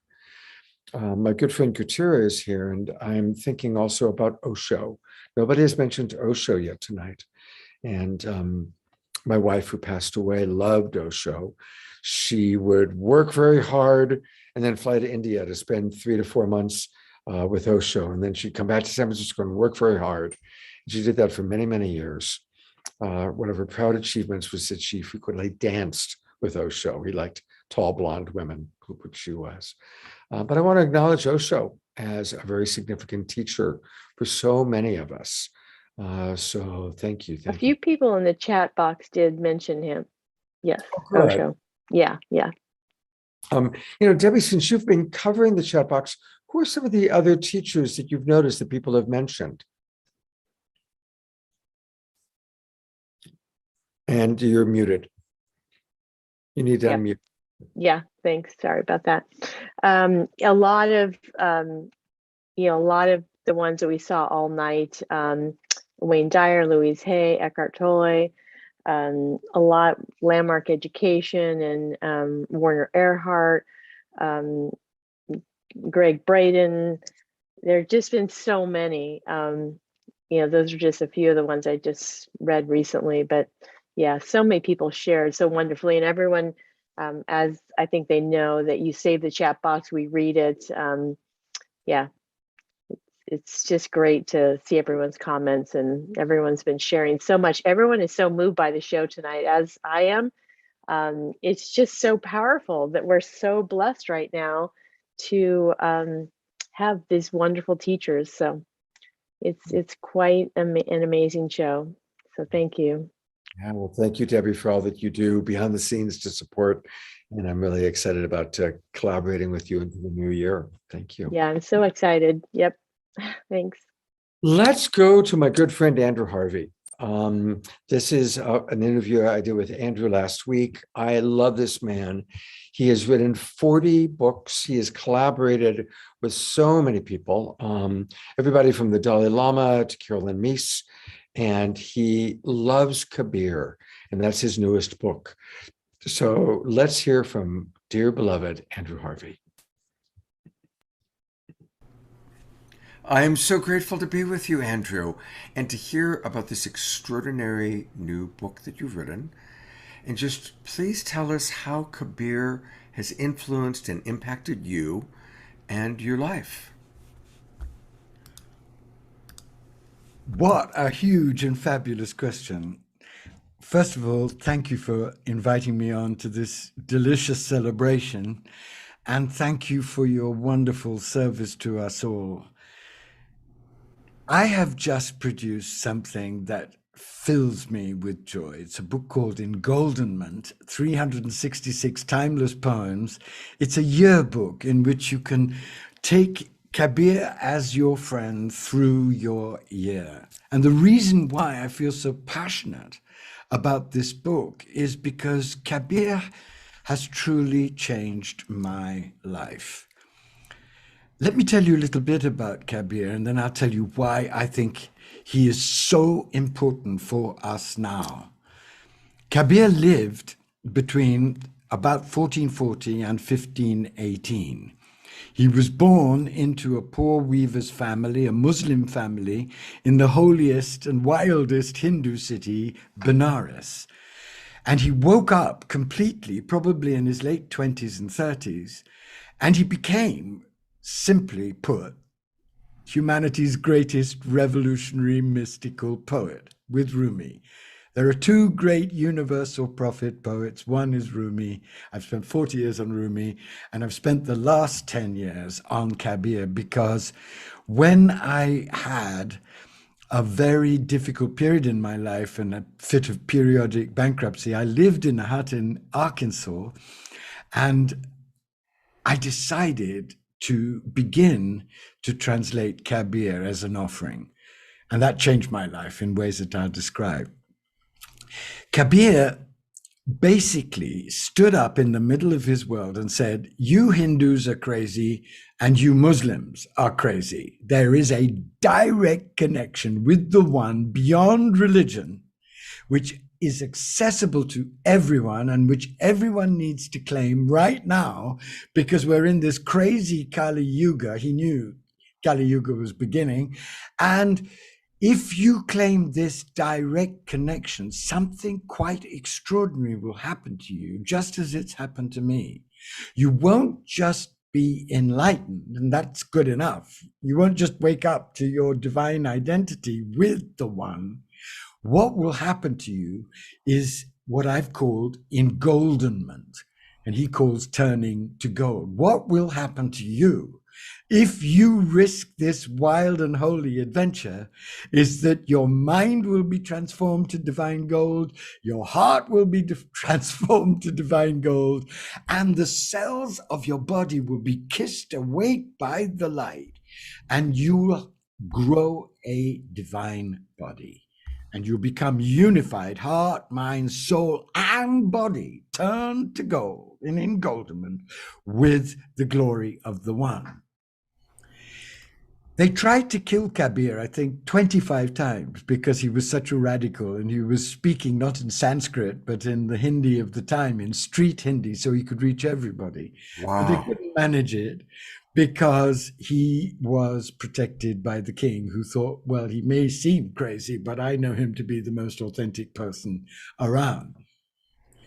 The reason why I feel that Kabir is so important for all seekers now, which is why I labored 4 months last year as COVID erupted to get this book out, is for 4 reasons, really. The first is that Kali Yuga is now raging and erupting everywhere in what is clearly, and I know all of you know, a potentially apocalyptic crisis. Kabir woke up to that crisis in the 15th century in Benares. He saw the corruption, the madness, the dissociation, the desolation, the addiction, and he called it. So he called the very situation that we are now facing with unprecedented passion, ferocity, tenderness, and clarity. So that's the first reason. The second reason is that Kabir understood at the most visceral level the nature of the global dark night that we are now plunged into as humanity. It's a global eruption. And he knew that the real path entails a death of the false self into life.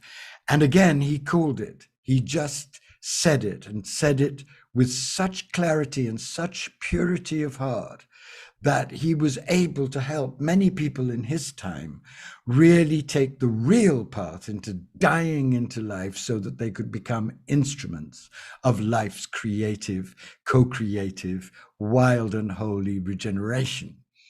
That couldn't be more important for seekers now. The third thing, and this is why I love him so especially, is that Kabir was a Grand Slam sacred activist. He didn't simply sit in his little hut and sing his songs and collect his disciples.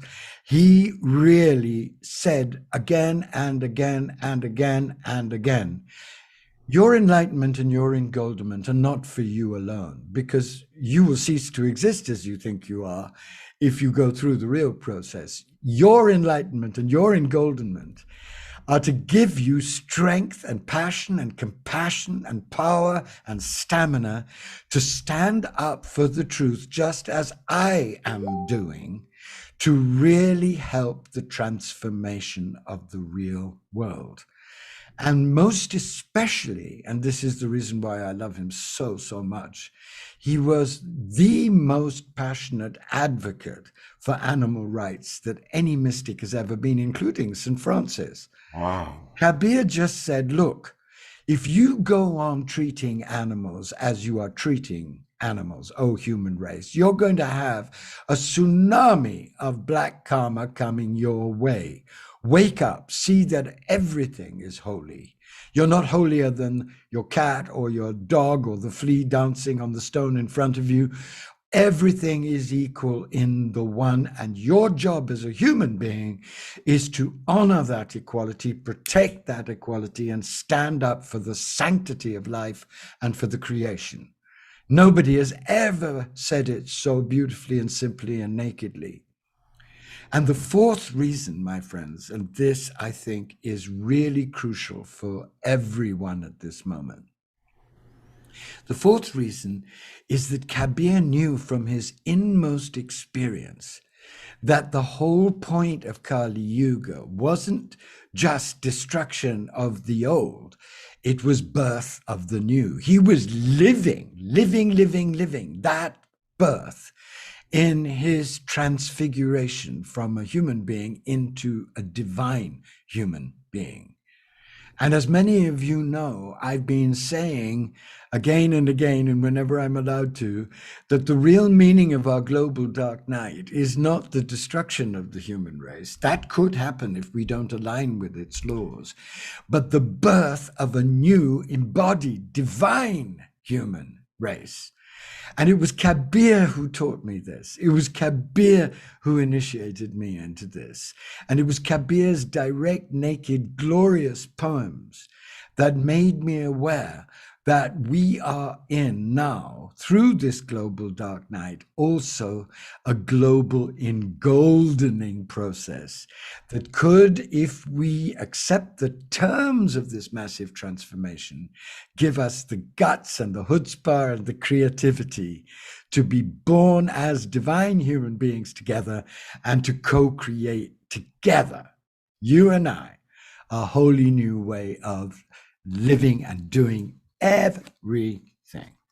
And I'm going to just give you one of Kabir's poems. Oh, fantastic. Which is the complete poem of the engolden divine human. There are 366 more of them in this book. So please, for the price of a decent breakfast or half decent breakfast, bring Kabir into your life and let him rock your world and transform you as he has rocked my world and transformed me. Not enough, obviously, but continues to do so every single day. I love him more than anything I could describe. Wow. And I'm so honored to have been able to bring him to you. Please, please, please, I beg you, welcome him into the depths of your life. You'll have the best friend you'll ever need. Not a flatterer, but a lover of your essential being who will encourage the heaven out of you to do whatever you can to be the very best you can be. Before you start the poem, everybody, just want to tune you in. Go to Amazon. It's really easy. And it's Engoldenment. And you just put in Engoldenment, Andrew Harvey, it comes right up. I found it immediately. I'm going to get, right away, I'm going to get both the Kindle edition, and I'm going to get it myself. So here we go. I'm proceeding to check out. That's how easy it is to buy on Amazon and get lots and lots of copies, okay? Thank you, my darling. Absolutely. I published it myself because I didn't want anybody else to get their sticky fingers on it. I wanted it to be the determined and definitive statement, as far as I could do it, for you, because I know how much I need him, and I know how much he can give you. So here is the divine human speaking, your divine human speaking to you. I've been a yogi for longer than anyone could begin to remember. I don't come or go. I don't vanish. I enjoy the endless divine sound. I see my family all around me, and every place I go is a party. I'm in all. All are in me. In the many, I'm alone. Focused power, profound meditation, silent I speak, out of form, inner form, no form, I play and dance within myself. Listen, friend, I have no agenda. In my heart, I sway to and fro in the self, and I play simply to please myself. That freedom, that spaciousness, that peace, that passion, that compassion, they are all available to us now in our extremity. And the one who can guide us most cleanly and clearly of all the great mystics of humanity is Kabir. Andrew, your passion is so beautiful, so incredibly beautiful, my God. And in your experience, just talking about, like, to wrap this up for now, because we have all these wonderful Oh God, you've got such a gorgeous group, Matt and Lynn, and oh my heavens, how wonderful. All your friends. All my buddies, yeah. How, in a practical way, when you're doing the dishes, when you're doing sick, does Kabir come into your reality? Look, Kabir he was a weaver all his life. He never had cash. He didn't want cash. He didn't want to be a guru. He was an ordinary person living an extraordinary, ordinary life.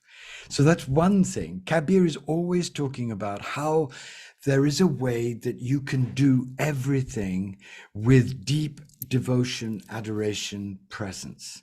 So you can wash the dishes, and when you wash the dishes, you can be washing away symbolically all your own horseshit. So a clean dish represents to you your clean heart. There is a way to do that. When you are in your ordinary life, just practice seeing everyone that you are with as aspects of your own divine self and treat them with courtesy and respect and recognition. The person at Safeway, you're the waiter, the difficult uncle at the table at Christmas. The other great technique, and this is really key to the transformation for all of us, I think. Jesus gave us one prayer to work with, and the great masters usually just give one technique. Kabir gives us the name of God. And I have practiced myself saying the name of the divine that I love. I used the great mantra from Islam, La ilaha illallah, but use whatever name that makes the most heart sense to you.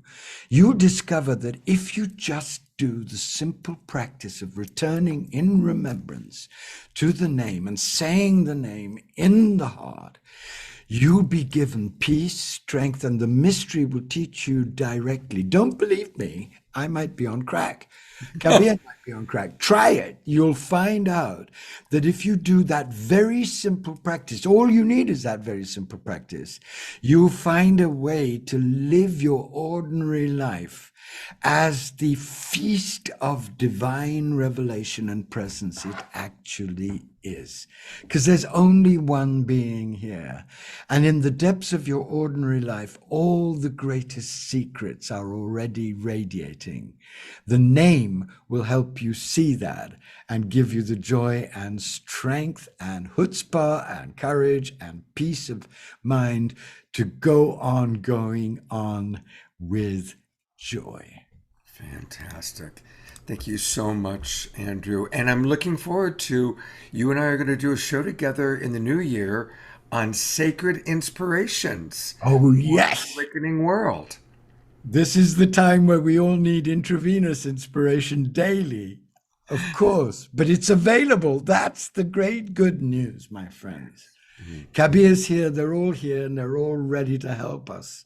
Again, everybody, it's Engoldenment, A Year with Kabir, translated by, I'm so proud to be able to say my friend, Andrew Harvey, with his incredible, beautiful voice, his incredible, just so beautiful. Thank you so much, Andrew. And I'm looking forward to being with you again in the new year. Hooray. Bless you. Look after your beautiful self. Thank you.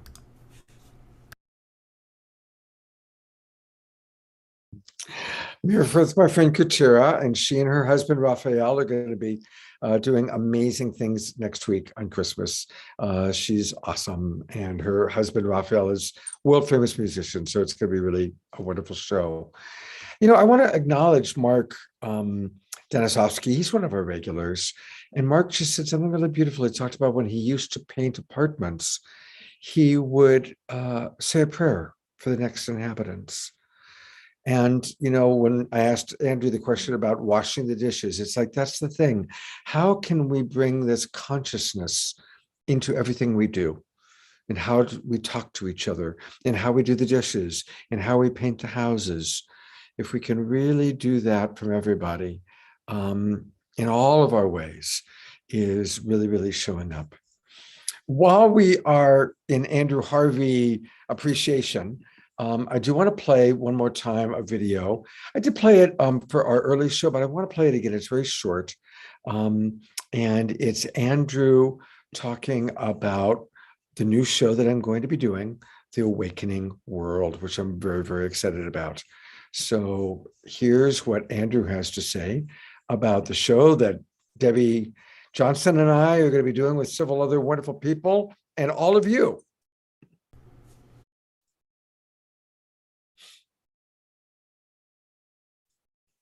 There we go.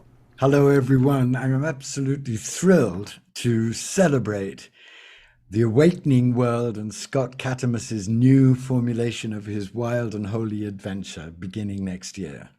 what more wonderful title could we have for that adventure than The Awakening World? And aren't we all going to need to be constantly reminded that there is a world awakening and being born in the middle of all of this massive apocalyptic destruction? We're going to need it like oxygen, and I cannot think of a more honorable and decent person to help us awaken to that awakening world than my old buddy and co-conspirator, Scott Catamas. And in the new year, Scott and I are going to do a whole program for you, a whole transmission for you on sacred inspiration, because it's my experience, and I know it's Scott's too, that in a dark time, what we all need more than oxygen is sacred inspiration to keep us alive to our true selves and energized by divine love and given the courage to put love into action to become midwives of this awakening world. I've got on camera our wonderful mystic Abbot Jerry. He's a big part of our team. And of course, Debbie Johnston and all of you. We're all going to be creating the awakening world together. So again, a reminder, please, I'll put back into the chat box the registration link. And maybe while you're watching this next segment, if you haven't already registered, please do register. And anybody who registers at $75, that's for 3 months, 3 shows every weekend for 3 months. For $75, and you'll come into our supporters party and our meetings where we are discussing what we're going to be doing, what we're going to be co-creating. So I'll pop that into the chat box in a moment. All right, our last video from Jay and Jan is Joel Osteen. And I'll tell you a little bit about Joel. Jan and Jay sent me a little bit about him. He was the head of the biggest church in the country, a pastor, televangelist, author based in Houston, Texas. And as of 2018, his televised sermons have been seen by 10 million people, several million more in over 100 countries. He's written several best-selling books. So for those of you who don't know Joel Osteen, we're about to be introduced to him. Let's take a look. If you're going to fulfill your destiny, you have to get good at letting things go. Jesus said, offenses will come. He didn't say they might come. If you're a good person, if you're nice, nobody will do you wrong. He said, disappointments will come. Betrayals, things that are not fair will come. How you deal with these offenses, how you handle the hurts will determine whether you move forward and see the new things God has in store, or whether you get stuck, bitter over what didn't work out. I've heard it said, if you don't heal from emotional wounds, you will bleed on people that had nothing to do with it. How many people are living wounded over how they were raised, a friend that walked away, business partner that cheated them? Instead of letting it go, they replay it in their mind, relive all the hurt. They wonder why they don't have good relationships. It's because they haven't healed. They're living out of a wounded place. God brings a new person, somebody great, but they're so insecure. They don't feel valuable, attractive. This new person has to keep them fixed, go overboard to make sure they know how great they are. The problem is that's not sustainable.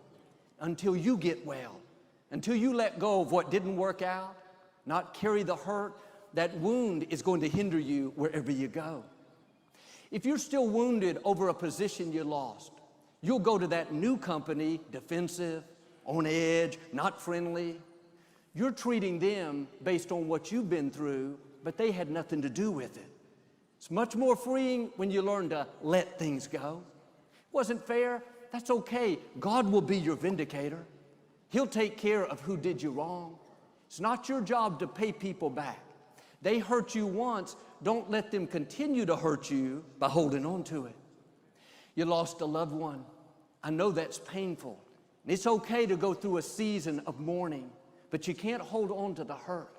Living in mourning is going to keep the new doors from opening. You have to heal so you can see the new relationships, the new opportunities. In the scripture, Peter asked Jesus how often he should forgive someone that did him wrong. It's funny because Peter was known to be offensive. He's the one that cursed out the young lady when Jesus was arrested. He cut off a soldier's ear defending Jesus. He said, Jesus, should I forgive them 7 times? The Jewish law said 3 times. He more than doubled it. He thought, Jesus, I'm growing. I'm come a long way. Jesus said, Peter, 7 is good, but I want you to forgive them 70 times 7. It wasn't really about the number. Jesus was showing us a principle. He was saying, I want you to live in a continual process of forgiveness. Not something you do every once in a while, but on a daily basis, forgiveness should be a part of our life. He was setting a system in place so we wouldn't hold on to the hurts, offenses, disappointments. He knew that practically every day we would have these opportunities. And the quicker you let things go, the easier it is. In the Lord's Prayer, Jesus told us to pray, give us this day our daily bread and forgive us our trespasses as we forgive others. He was saying every day we should be ready to forgive. Doesn't have to be big things. That man that cut you off in traffic, let it go. Don't let that sour your day. Your time is valuable. That's a distraction trying to get you off course, offended over something that doesn't matter. That clerk that's rude to you at the grocery store, just smile and move on. I've learned life is full of wounded people, people that haven't dealt with the negative things in their past. At times they'll be disrespectful.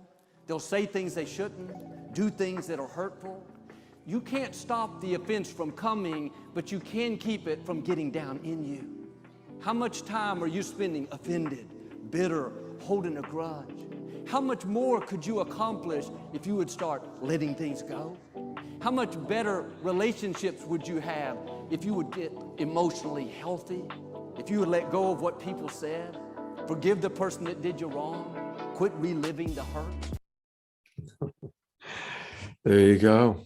Absolutely. And hey, Debbie and Mystic Abbott are still on the camera with us. Love you guys both so much. Thank you so much and thank you, everybody. I love it. We still have 115 people in the Zoom room and probably 1,000 watching on Facebook. And I want to also acknowledge anybody watching our replays. Our statistics show us that about 35% of the people who view the shows are watching the replays now, and that number is growing and growing. So we're wrapping up here. I want to thank everybody for watching. And again, a reminder one more time, please join me tomorrow morning and for my Sacred Sunday show. And I love the Sacred Sunday show because it's where we get to go really deep with 1 or 2 fascinating guests. And tomorrow we're going to see Astarius, who you met tonight, Dr. Brenda Wade, who's been on the show a few times. She's going to be one of my ongoing co-hosts. And so join us tomorrow morning at 10 o'clock Pacific time. That's 8 o'clock for me here in Maui. And of course, 1 o'clock in the afternoon for those of you on the East Coast. And I see that Jay and Jan are with us. So I'm going to put the spotlight on Jay and Jan for a minute, who did a lot as always. And they're going to be doing the after show for next week. And they always put together fun stuff. So definitely thank you, Jay and Jan, for the videos and what we just watched. Joel Osteen, gonna enjoy having you next week. So thank you so much. All right, everybody. Again, if you haven't already registered, please do register. That means a lot.